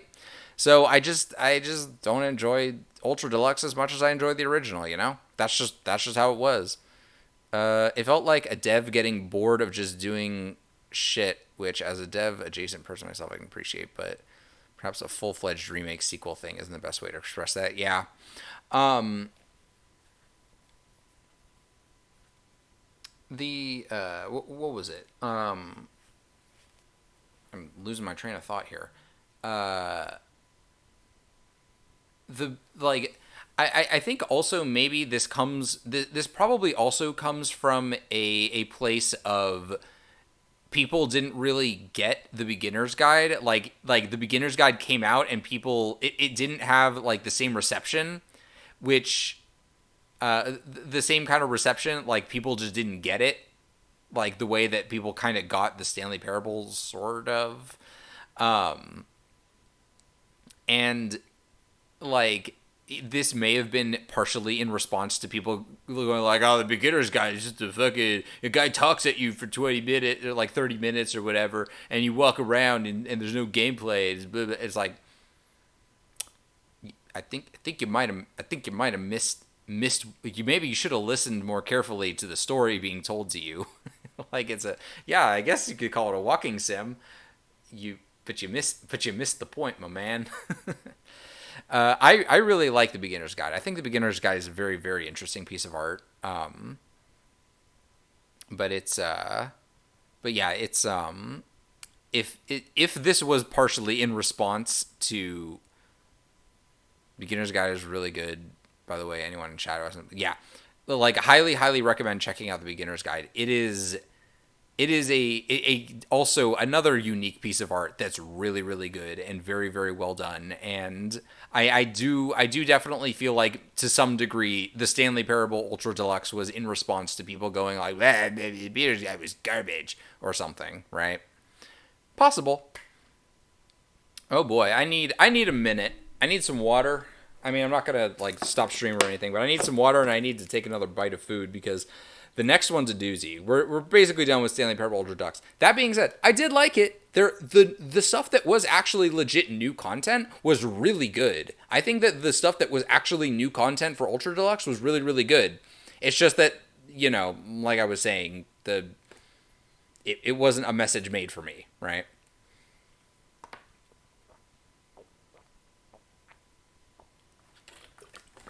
I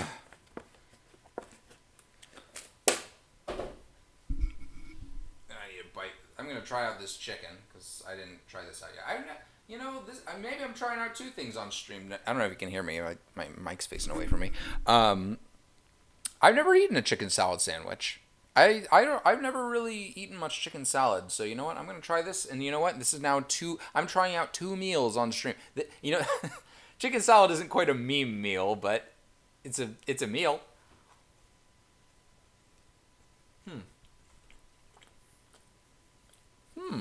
That's pretty good.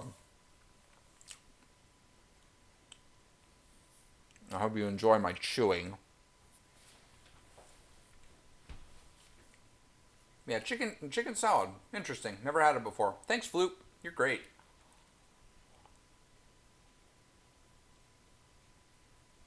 Oh no, I'm making a mess. I'm gonna hold on. I need to get a paper towel real quick. Sorry.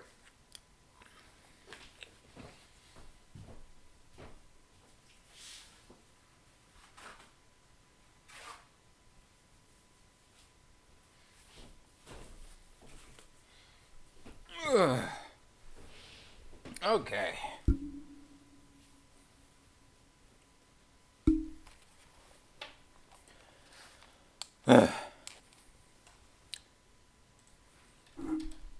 Okay.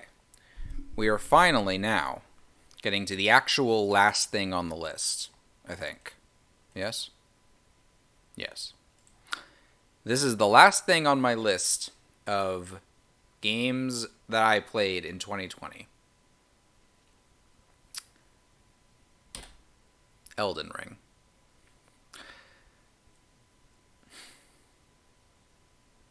This game sucks shit. It's fucking asshole. Blah, blah.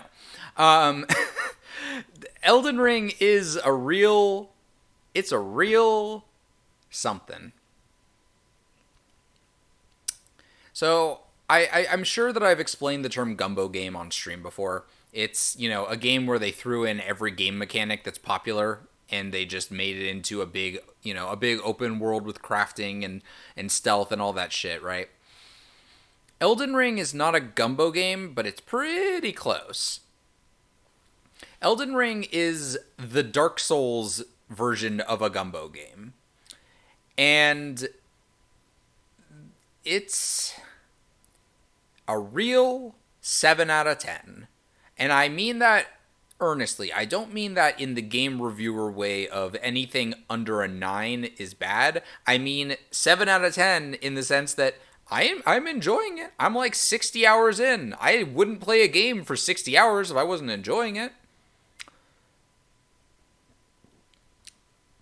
But it's not game of the year. I mean, I didn't put it on my list of best games of the year. It's not. It doesn't deserve to be on that list because I don't think it's that good. Bloodborne is probably my favorite Soulsborne game and also the original Demon Souls. There's something about both of those games that is existent in pretty much every Dark Souls game before this one, which is that they are very level based, right? Demon Souls is probably the most level based Souls game because it's a level game. You go into the level select area and then you select your level, right? And I think Demon Souls is fantastic. Too much water. You're on an island basically. But Demon Souls is fantastic in the sense that it's a really good level-based action RPG, right? Dark Souls then took that concept of a level-based action game and then made the levels into zones that are all in the same map, right?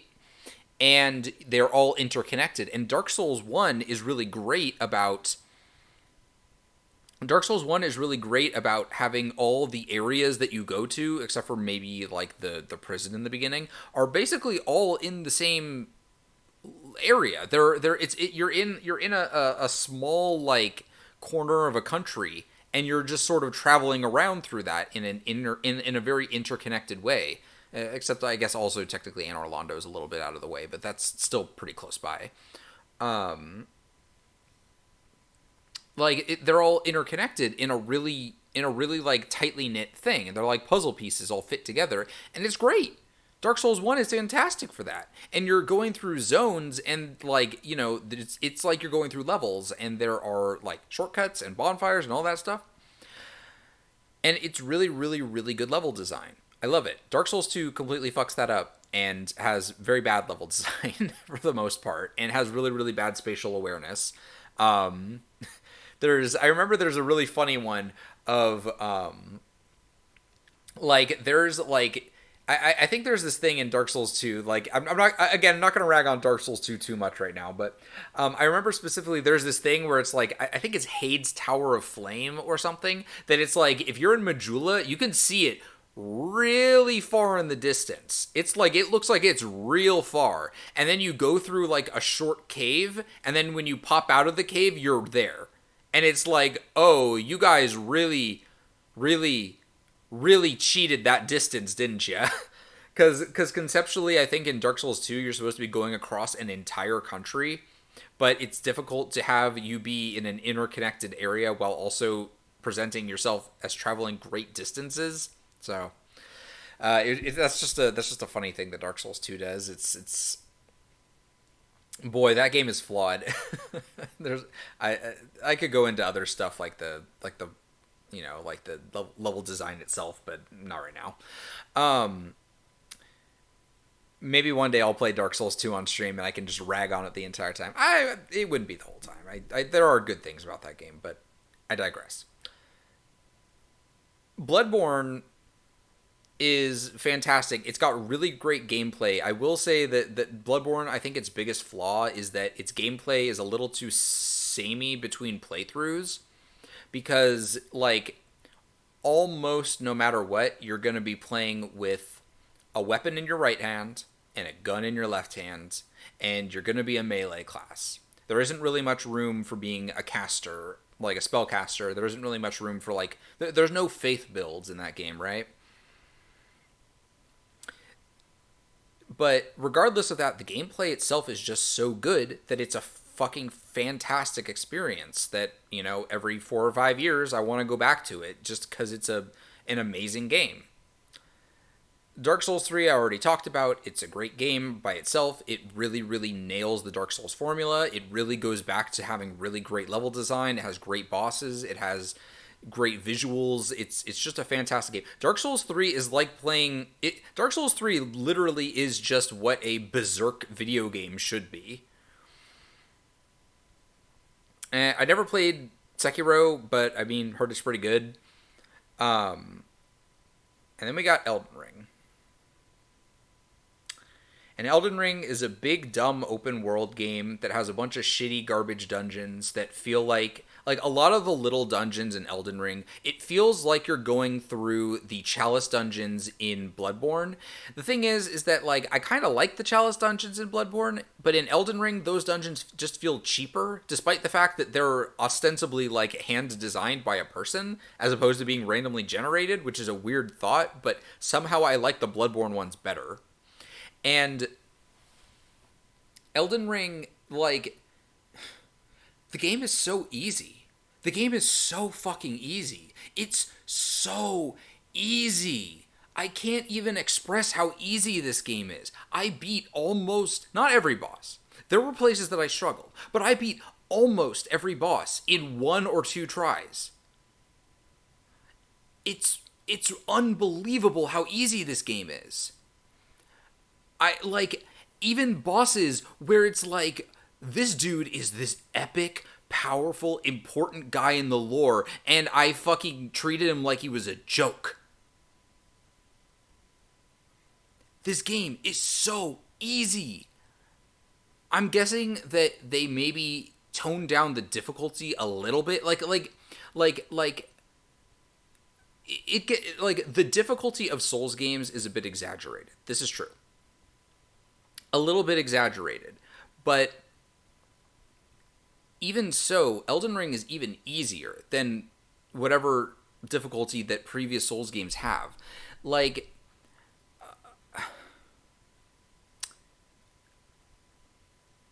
I got to, like, okay, so, like,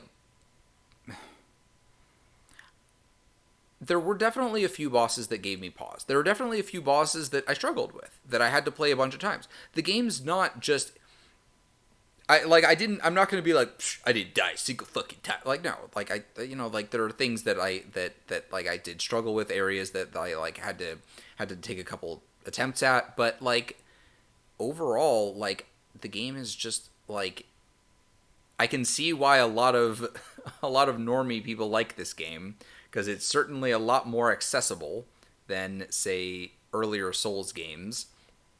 Not to say that those games are insanely difficult, because again, the difficulty of Souls games is a bit exaggerated in the popular conversation, but I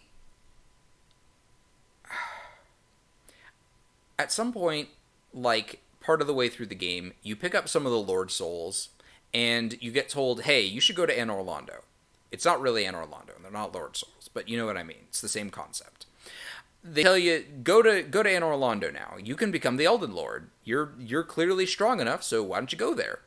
And you don't have to collect all of the Lord Souls in order to do that. I think you get that conversation like after you get like 2 or maybe 3, I think. At least 2. But it's like, hey, you're strong enough to be the Elden Lord. Go to the Erd Tree. And I go there. And so the Anor Londo big capital city that they have, it's broken up into 2 areas. There is the underground, which is the sewers, and there is the above ground, which is like the city itself and the like the buildings and stuff, right? And I finish the sewers and I get to the underground, and there's like this big tough fucking like spellcaster dude in the bottom of the sewers. And the sewers, I will say, is probably like that was my least favorite part of the game.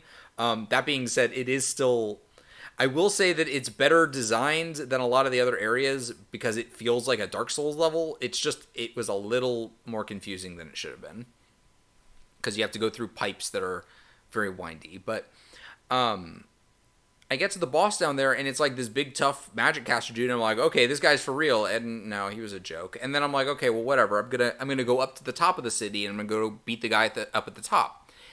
And I get to this one part of the city, like near the very top, where you enter the boss arena, and like I forget his name, but it's like this guy, the First Lord. And you enter the boss arena, and I'm like, oh shit, it's the guy, it's like the ghost of the guy who was the First Lord. That guy seems very lore relevant and important. This is going to be a rough fight. And it wasn't. It was a joke. And then immediately afterwards, you walk up a little higher, and you get to the place where you can go up to the Erd Tree, and a guy stops you, and he's a guy that you like. He's a guy that shows up, and he's also like a lore important guy, and he's like, okay, fucking stop where you are. You are an asshole. Your quest is bullshit. You don't belong here, and I'm gonna kill you. And he like talks himself up, and he like is like, oh, this guy's gonna be fucking for real. This is gonna be a tough ass fight. And again, no, it was a joke. I don't mean to harp too much on like the difficulty of the game, but I think it's worth like putting in, because it's like nothing I'm doing, nothing that I do in the game feels like a major accomplishment because it's all so easy. Like, is that a valid complaint? Like, I don't feel accomplished for doing anything because I'm not challenged ever. Almost. There were some things that challenged me, but not many.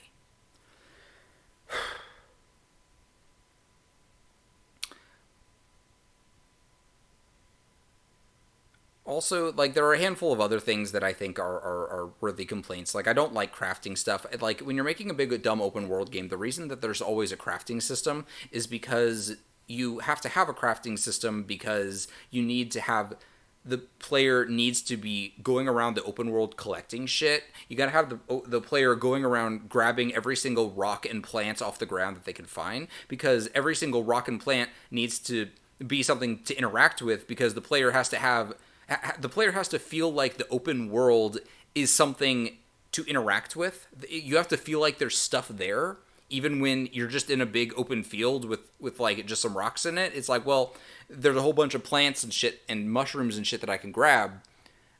So it's not empty. It's full of stuff that I need for, making bombs and making I don't know, what else do you make? You make stuff to slather on your weapon to change its affinity. But the thing is also, like, you can't buy bombs in this game. The way they changed the way you use fire bombs, which I don't like. I liked being able to just buy a bunch of fire bombs in the beginning of the game and then not have to worry about them for a long time. But now you can't buy fire bombs anymore. You have to craft them and stuff like that.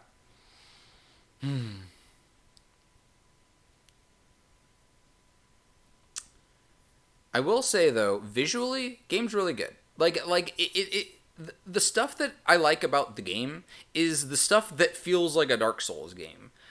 Like Stormvale Castle, which is one of the first like major areas you go through, it feels like a Dark Souls level. I was going through that and I was having fun. I was having fun with it because I felt like I was playing Dark Souls. It's just that a lot of the other areas don't feel like that because the other areas in the game that aren't these like major like city like areas or castle like areas are just, it's a mindless chalice dungeon. And that comprises like over half of the game is mindless chalice dungeon. Like I could ignore all that stuff, but there's important items in there too, and it's like, well, I guess I'll have to do it, right?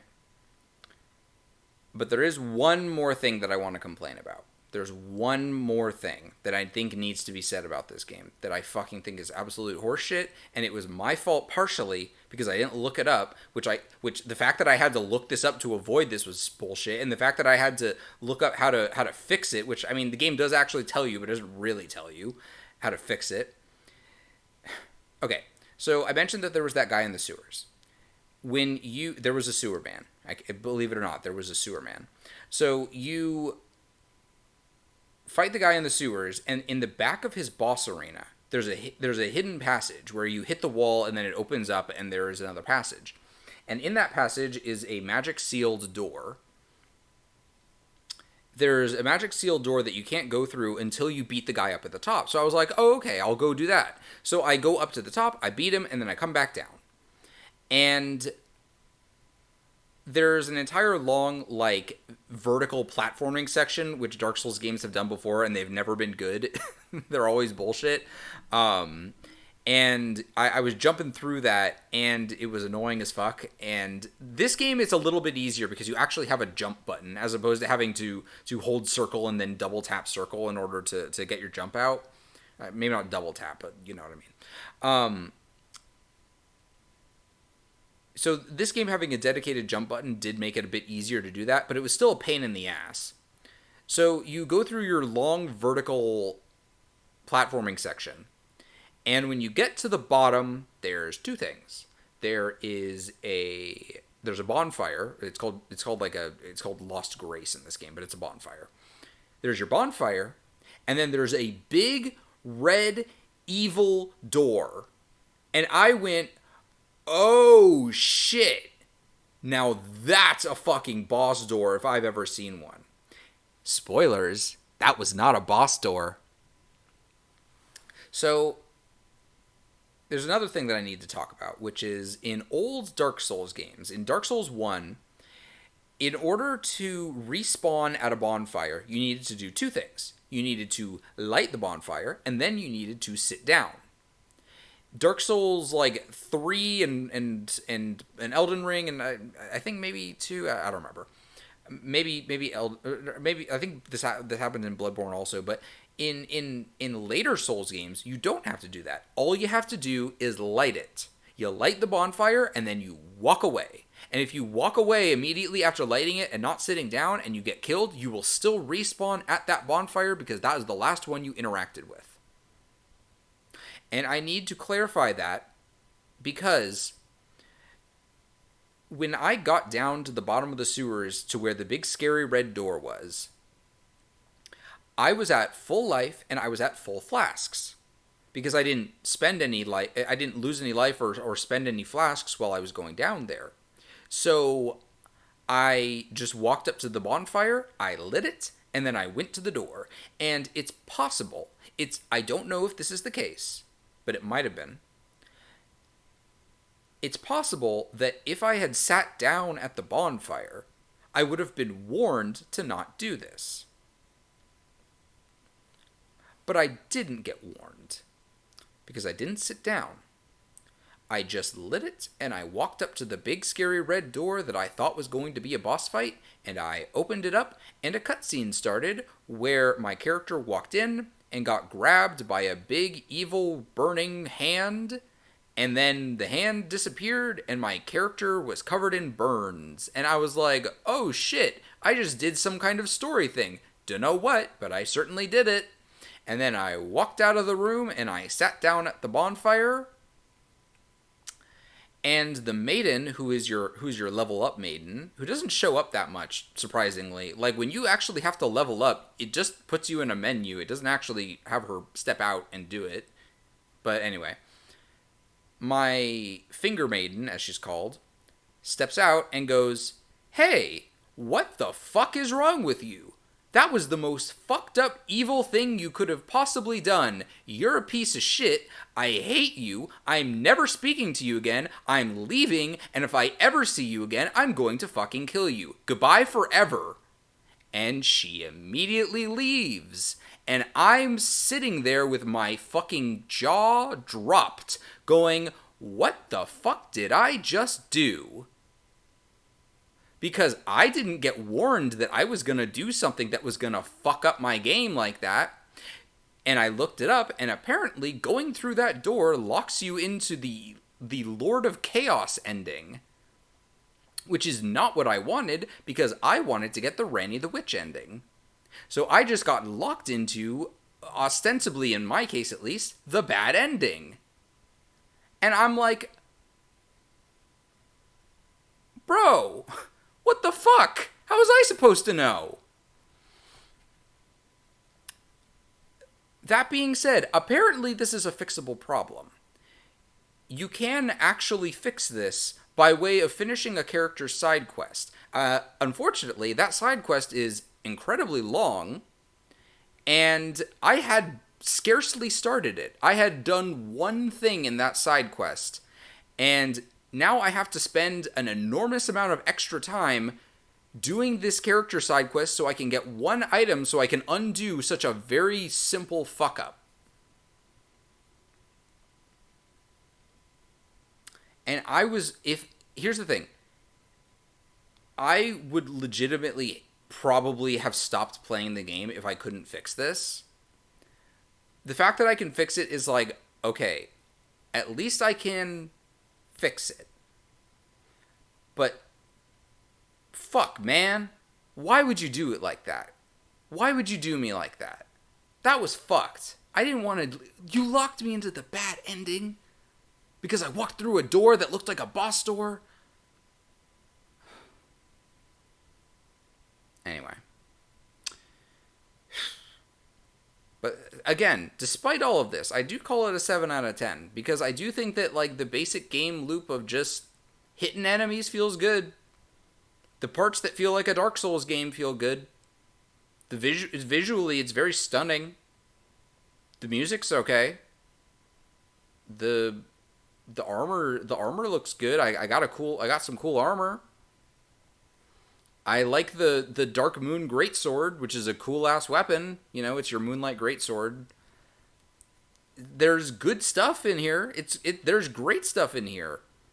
But yeah, it's got a lot of flaws, enough that I would say this is not worthy of being called Game of the Year, but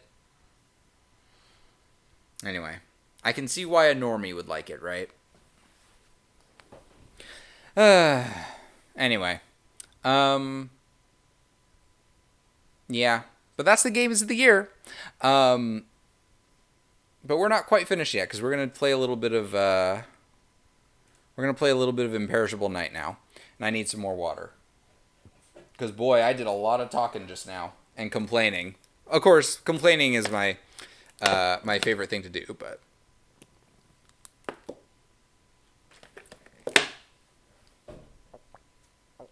let me get another bite of that chicken.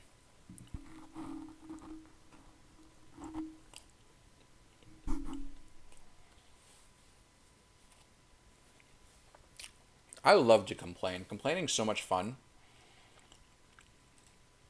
All right, where the fuck is it?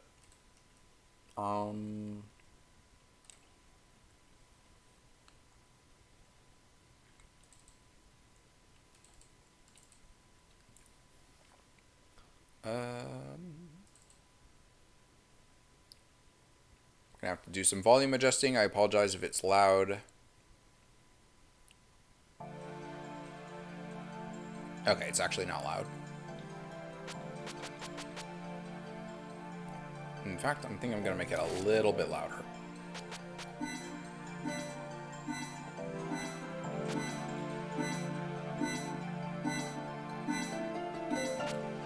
Okay. Okay.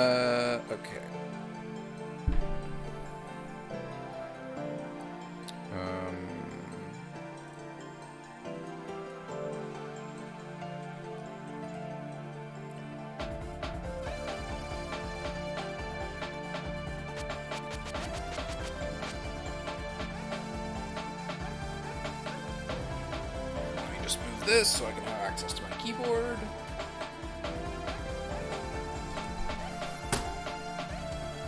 We can always adjust the volume again in a minute if we have to. Just do this and scooch this. Okay.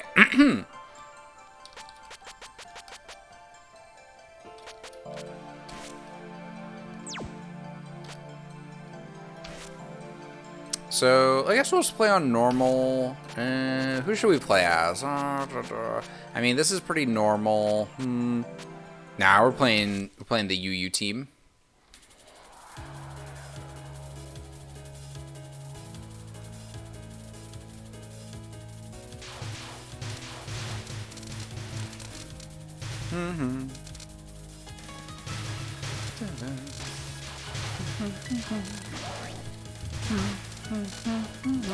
You know, I like this game. I have never understood what the human yokai gauge at the bottom left actually does. Never known. I still don't. If anybody has insight into what human yokai gauge means, please feel free. I have no idea what it actually does. Does it affect your score? Well, we're retrying because I was messing around. I'm sure there's a very simple answer that I could have probably looked up at some point, but I don't know if it affects like how likely it is that enemies will use their like ultra bonus attack or something, but I know that depending on whether you're in yokai or human, that allows you to destroy certain things.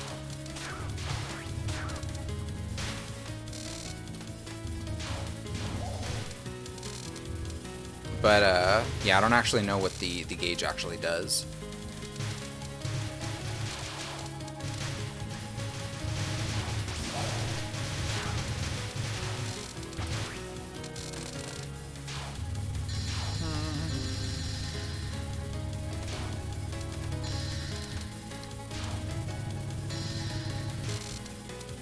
Die buggy. Something to do with the time limit, but I don't remember. Okay.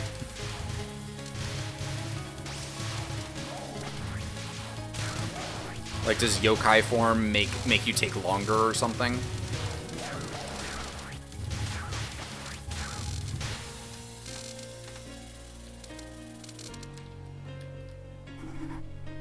Nope. You show yourself, the wriggling one hiding in the darkness there. Yomu, don't leave me behind here. What are you saying? The night's very short. And we have to find the villains quickly and cut them into mash. No, I didn't mean cut them into mash. Are you cutting them or mashing them? Make up your mind. Wriggle Nightbug, a bug of light wriggling in darkness. Now, before you get cut or mashed, tell us which direction we should be going.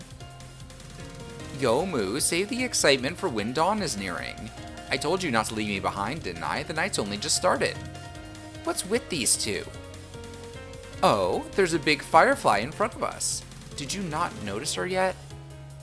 Firefly watching is quite nice, too. Yomu, would you like to take a side trip? Do we really have time for that right now? I'll slice this bug to ribbons with my Rokanken. You're spending the most time just talking like this. It's been such a long time since I've seen anyone who wouldn't be pleased to see fireflies. Buggy.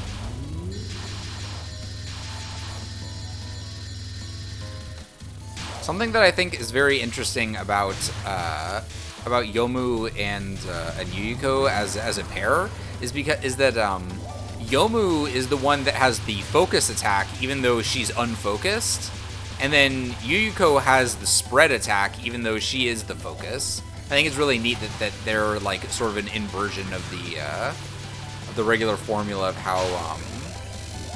how attacks are done in Toho games.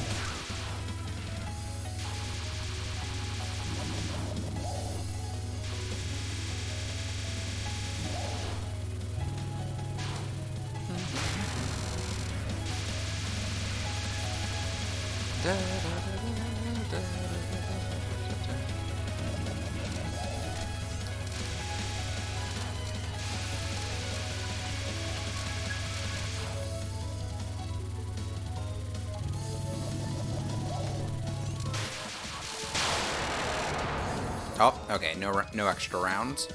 Lady Yuyuko, it takes a while for you to defeat enemies because you don't focus your aim enough. My, haven't you ever heard the saying, haste makes waste? Oh, yes, we are in a hurry, so where should we go next? Well, how about we see which way this branch falls? Is that really okay? Wait, with the way you're holding that, there's really only one direction it'll fall. Round and round and round it goes. Rank 2.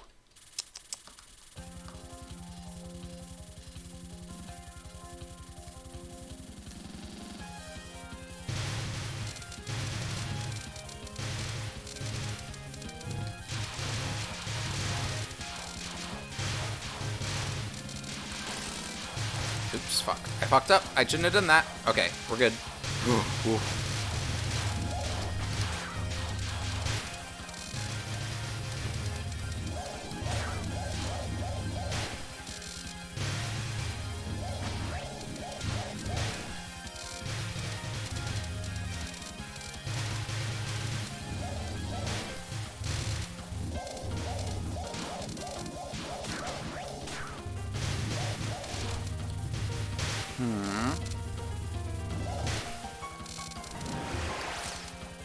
Oh, I got a life. Oh yeah, I have to keep my finger on the bomb button, which I normally don't do for the first couple stages because I try and not use bombs early, but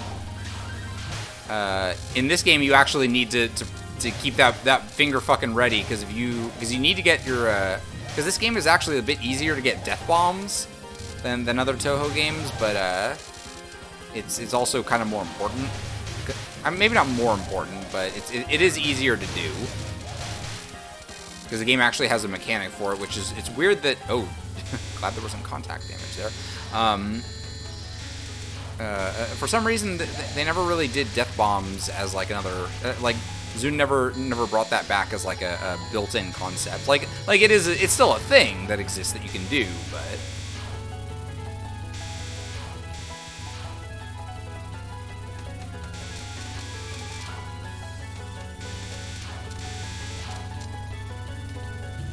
I get, like, because I think the reasoning is that a death bomb in this game is a bomb being used by your partner, which you don't have partners in other games, so... Wait! You're in the way.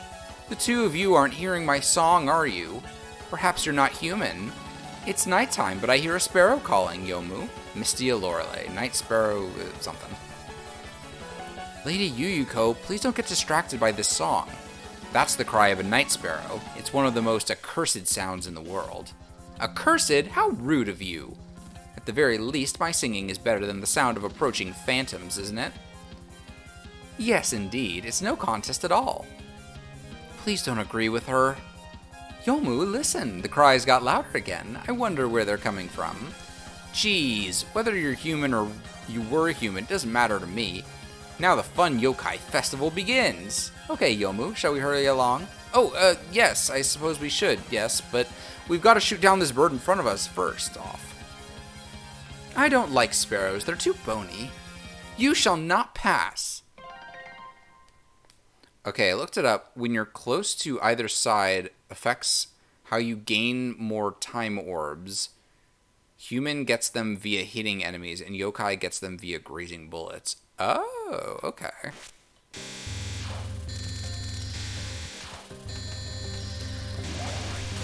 I see.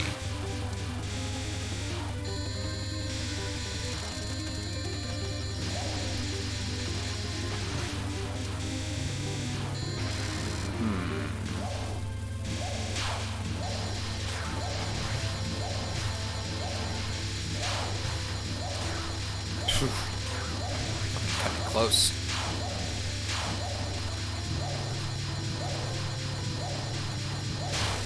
Okay.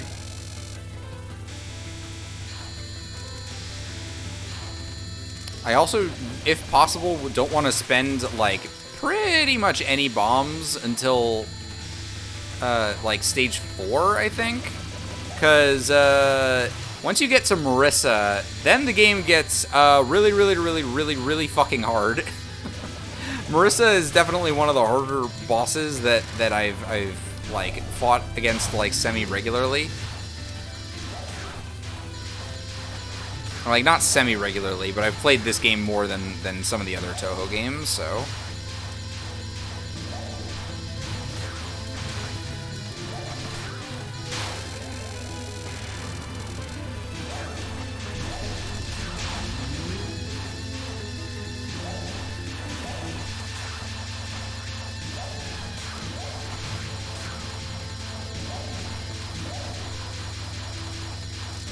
Fuck! Ah, shit. Well,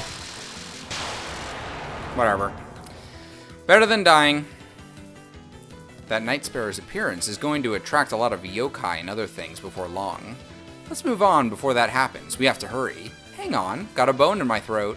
Didn't you just say you didn't like Sparrow? Dude, she just fucking ate Mystia! It's not good to be a picky eater, Yomu. She just fucking ate Mystia. That's so evil.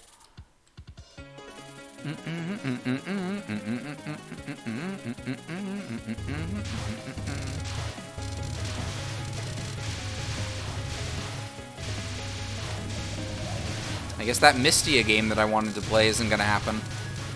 Yeah, if possible, I'd like to use as few bombs as I can until until Marissa, because that's when the game gets fucking hard. Her and Reimu. Like, I would say that, like... So, like, they're obviously the Stage 4 boss versus, like, the Stage 5 boss, which is Racing. But, like, I would say that they're about the same difficulty. Despite the fact that it's an entire stage of difference. I don't actually know if Reimu is... Reimu is very hard. But, like, she's hard in a somewhat different way. Partially, she's hard because the characters that you play as... when you're fighting Reimu, which are Marissa and Alice, or Romelia and Sakuya, they're I think harder to play as. Is it you? Are you the one trying to attack the village in the middle of this night? Oh, it seems that we've gotten lost in some strange place. Yeah, where are we? There's no point in playing innocent. I can tell you're ominous ghosts. Kane, my friend. I love Kane, she's cool. A history-eating beast. But also a history-creating beast. Crap! These ghosts are really something. Oh, how cruel, treating ghosts like outcasts, really. Get that sick one-up. Ooh, that was close. Yeah, I always found Romelia and Sakuya's gimmick. Oh, fuck, I just fucked up super hard. Oh, I wasn't even paying attention. Shit. That's really bad. I fucked up so bad. I was never very good with their gimmick. What business do you have in some place like this? You attacked us before, right? We're just going to respond to that. There's nothing here, just move along already. Half-beast of knowledge and history, Kane Kami Shirasawa. It's easy to say that, but we really don't know where we're moving to. Are you just wandering around with no goal? No, Yomu, we're certainly heading in the right direction. All you need to do is go where I tell you to. What is your purpose? To restore this abnormal moon to normal. No, Yomu. What? We're having our fill of a wonderful nighttime sightseeing tour. You two are really way too suspicious. Although phantoms are suspicious at the best of times. Wait, I can't just let you say that. Phantoms aren't suspicious. No. Shut up! You two really do seem dangerous. It looks like I'll have to drive you away from here. Although I don't quite get what you're doing. Hey, Yomu. So far, we've had a bug, a bird, and now a beast. What are you trying to say? I'll help myself to all of your history. She's gonna check my browsing history. Oh shit, don't look at that. Especially not while the kids are there. Every last bit, even from before you became phantoms. I wonder if a dragon's up next.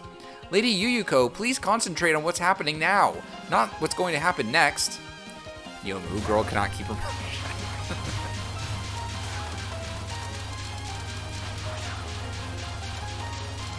Fuck! Wow. I'm really out of practice. I was worried a little bit before stream going like, oh man, you know, I haven't really played much Touhou recently. I certainly hope I'm not so out of practice that I'm gonna fuck up super bad, but oopsies.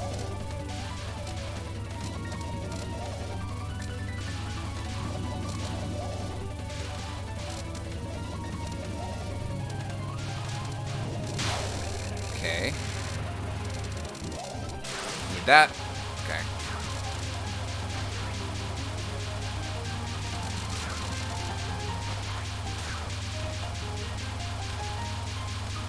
Because normally I can get through Kane. Like, when I'm actually, like, well practiced, I can get through, like, at least half.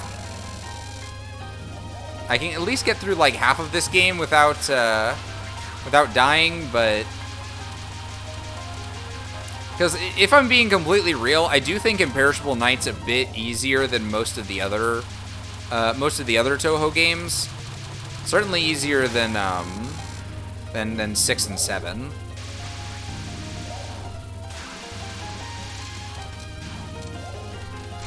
Ah shit. I should have moved, but oh well. Whoa.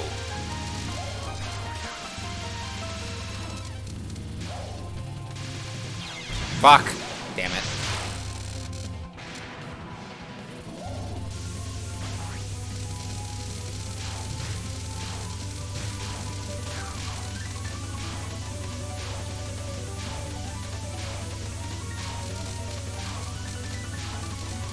It's fine. Fuck. Damn it. Yeah, shut up. I know what I'm doing. Good enough. Beast? Please, milady, you shouldn't treat humans like beasts. No, Yomu. This girl appears human right now, but she's a half-beast, kind of like you. Although, I think humans are beasts too, so I guess she's a full beast. Damn it, if the moon hadn't been incomplete, I'd never have lost to such phantoms. Oh, yes, we've got to take back the full moon. Now, next up is a dragon dish. I can't wait, Yomu. Lady Yuyuko, you said that you knew where our destination was, right? Somehow I feel kind of concerned. A dragon would have lots of scales, though.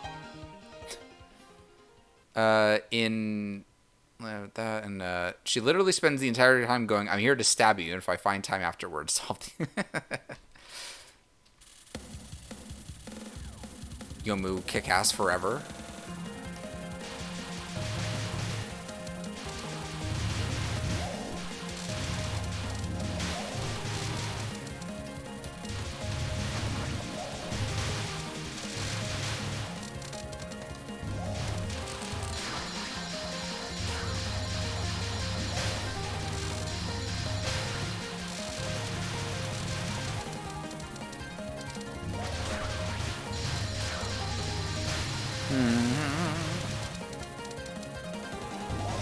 yeah, stage 4 is when this game starts actually, like...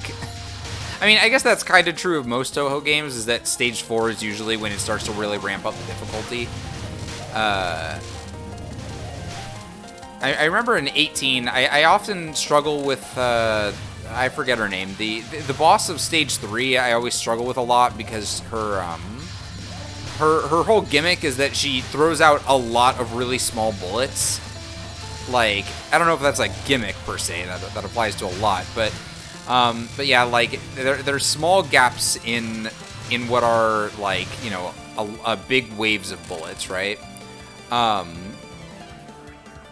And then stage 4 is just like, oh, now get fucked. Move and I'll shoot. Or, I messed up. I mean, shoot and I'll move. Right away. What? That's strange. Running into you in a place like this? Well, I'm a ordinary black magic girl, Marissa Kurasame. I'm just hunting some troublesome yokai. Troublesome? Do you know who's doing all this then? I'm telling you, even ordinary people could understand that. Well then, I understand. How couldn't I, when the ones gathering up this strange air are flying right at me? Tomorrow's the Harvest Moon viewing, and that we've been waiting for. I already got bored of staring at tonight's moon. Oh, you don't seem to understand. We're the ones who are stopping the night. Yeah, and that's why I came here to kick your butts, ain't it? Hey, you, the black-clothed one. Don't you feel anything when you look at that warped moon behind you? Didn't I just say I got bored of looking at it? You can't look away from reality. While we're arguing like this, that moon is sinking lower. Don't you understand that things will get really bad if we just leave it be? An endless night will cause far more trouble for sure. Thanks for spending your points, everyone. For instance, the bamboo here will grow eternally if the night lasts too long. Maybe even reach the moon, perhaps. The nail that sticks out gets struck down. Oh, how would you move if you get struck down? Yeah, I'll move all right. I'll keep on moving until the dawn breaks. Marissa, bigger dumb idiot than Yomu. But yeah, this is fucking Marissa, and this isn't even one of the hard ones. But this is what her Danganmaku is like, and it's a pain in the fucking ass.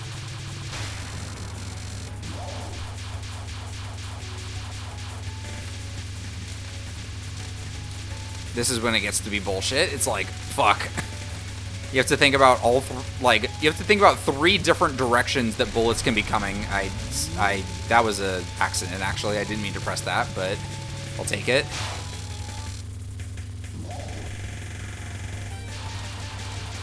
Using Yomu is actually safer because, or not safer per se, but it's like, using Yomu means that, shit. Means that I can deal damage faster, but, it's also, more difficult to move correctly. Oh, right, she's gonna use her Master Spark soon. Fuck. I actually struggle a lot with that one, I think, if I remember correctly.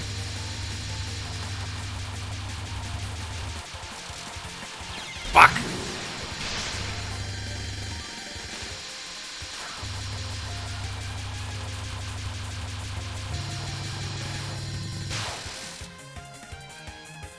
Lei Yuko, she's fled. Should we pursue?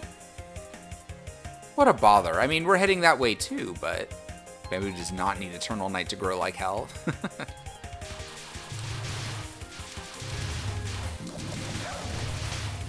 And then shit starts moving real fucking fast. Fuck.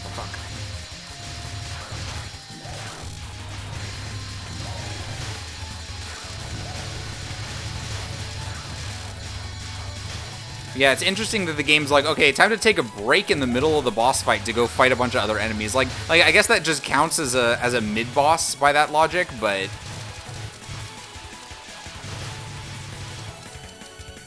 Okay.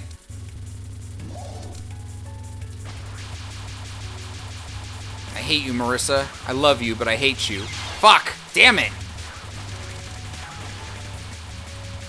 Come on, I at least have to get to Raisin. Also, I totally missed catching all those power-ups. Oopsies.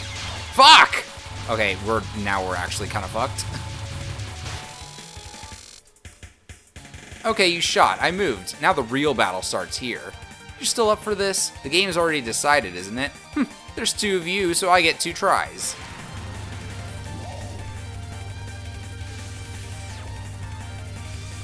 Love sign, non-directional laser.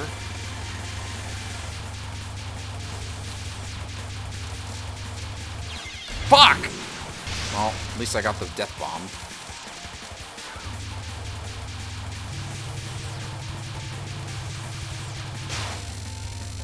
Yeah, I'm really out of practice.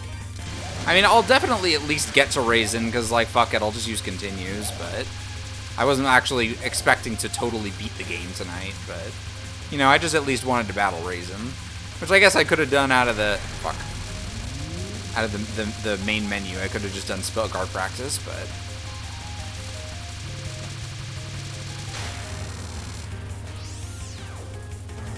Yep, here.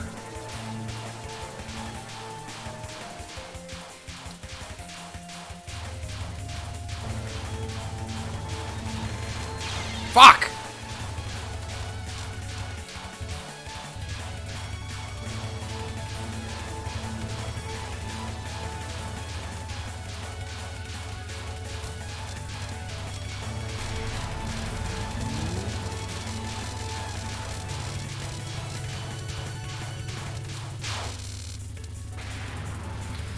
Last one.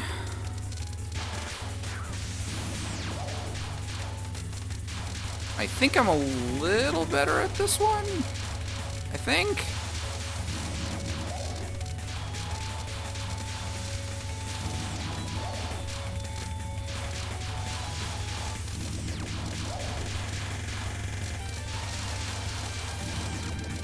Fuck, fuck, fuck, fuck, I'm getting trapped. Okay.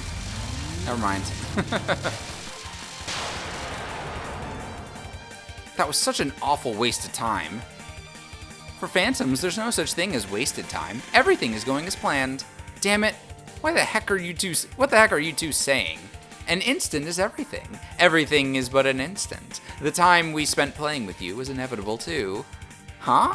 I see a huge mansion in the middle of the bamboo forest. Yomu, didn't I say it'd be strange to not understand what's happening? Inside there is the dragon dish I've been searching for.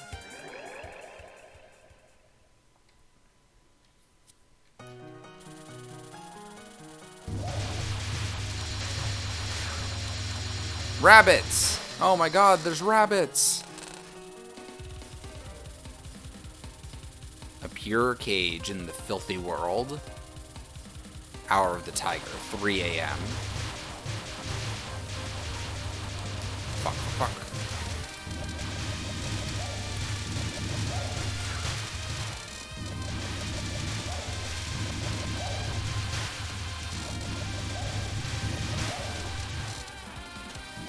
I hate fairies. I hate rabbits. I hate bullets. I get shot every day by Flip the Orange. She fucking steps out of her bedroom and with her fucking gun that she has, her Nerf gun, and she just shoots the shit out of me and it hurts like hell. But I let her do it because I have no choice.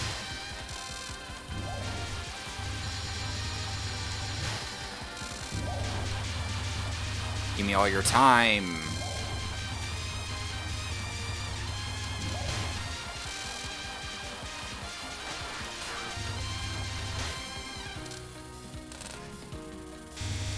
Inaba.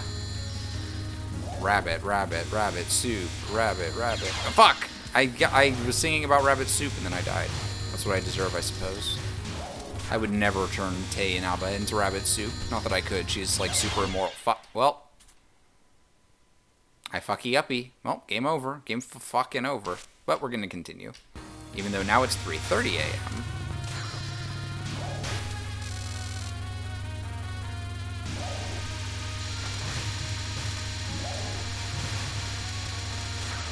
Fuck!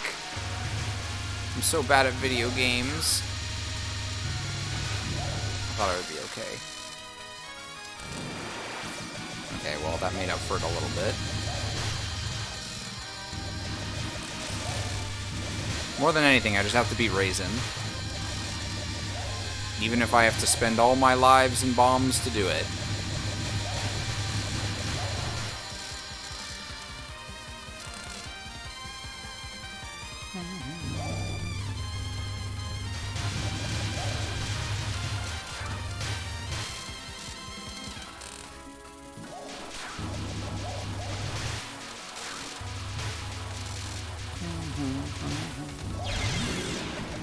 I got the death bomb, I guess.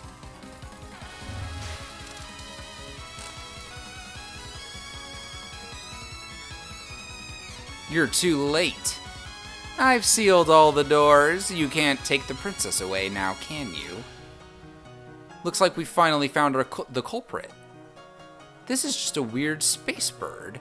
We're far from done, so don't get worked up.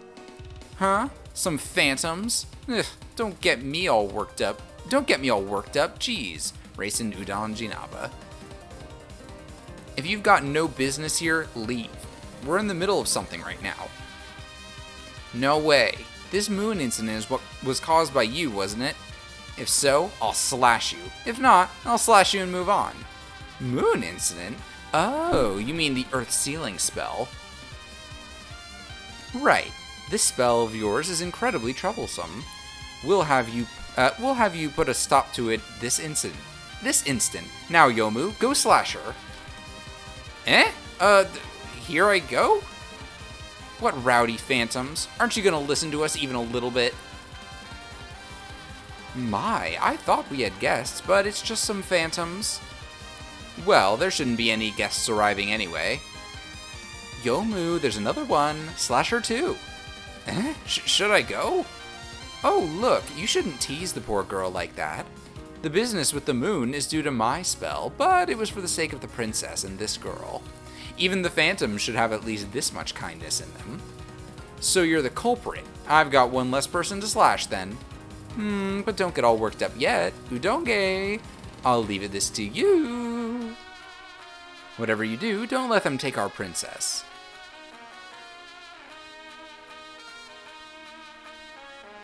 Leave it to me. There's no slashing going on, but I won't let a single one of those doors be opened. Huh? There isn't much difference between that lady and Lady Yuyuko. The brain has left and the bird remains. Yomu, you've got one less person to slash. Huh? Slashing. Will do.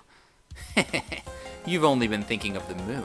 Don't you see that you've already fallen into my trap? Huh? Your sense of direction is starting to go insane. You're already unable to fly straight. Speaking of which, Lady Yuyuko, why did you call her a bird? She looks like a rabbit. When skinned and eaten, they're all the same thing. Remember that. Hey, don't tell lies, and don't ignore me. I doubt you'll be able to remain sane after gazing into my eyes.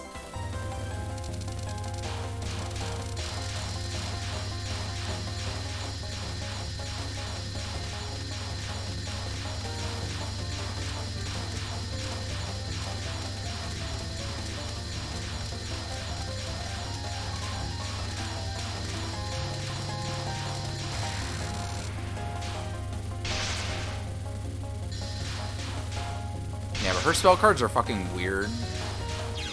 Because she, like, moves the bullets around like that. And also because I'm bad at video game. Oh, shit.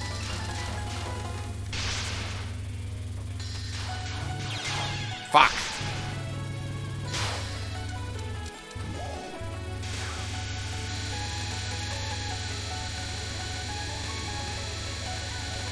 But yeah, I do think it's... Fuck. I do think it's really interesting that this game is like, hey, so fight Reimu, or fight, like, Marissa.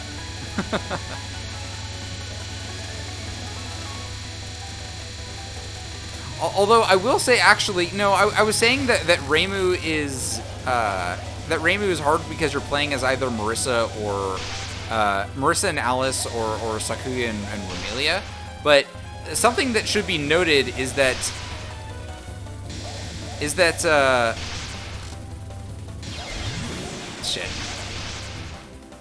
I believe this game, if I remember correctly... Fuck, I forgot about this. I'm so bad at this spell card. I forget that... I forgot. This game actually, I think, has a... I think that this game has a bug in it, where if you rapidly switch between focused and unfocused shots as Marissa... you actually get to do a, like, you like, oh, whoops. Well, that was just a bad fuck up. I think you actually do double damage or something. Like, there's, like, a bug where you can, like, get both Marissa's lasers and Alice's shots happening at the same time.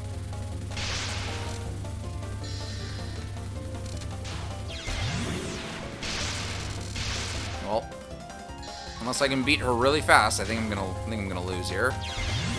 Fuck. That was just a bad fuck up. Should have been higher.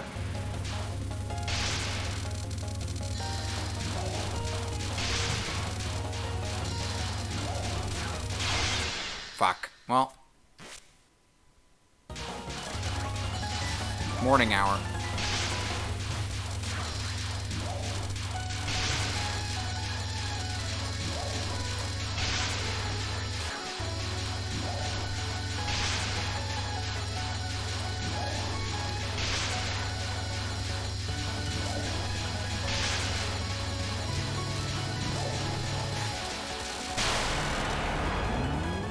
Oops, accidentally used a bomb.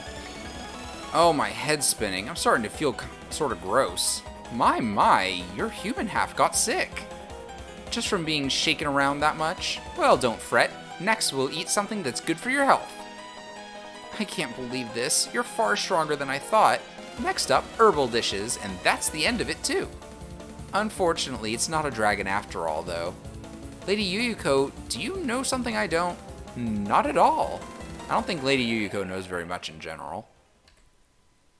Oh no, game over. I took too long. Well, I can't show this because Zune doesn't like it when you show the endings of the games, even though this is a bad ending.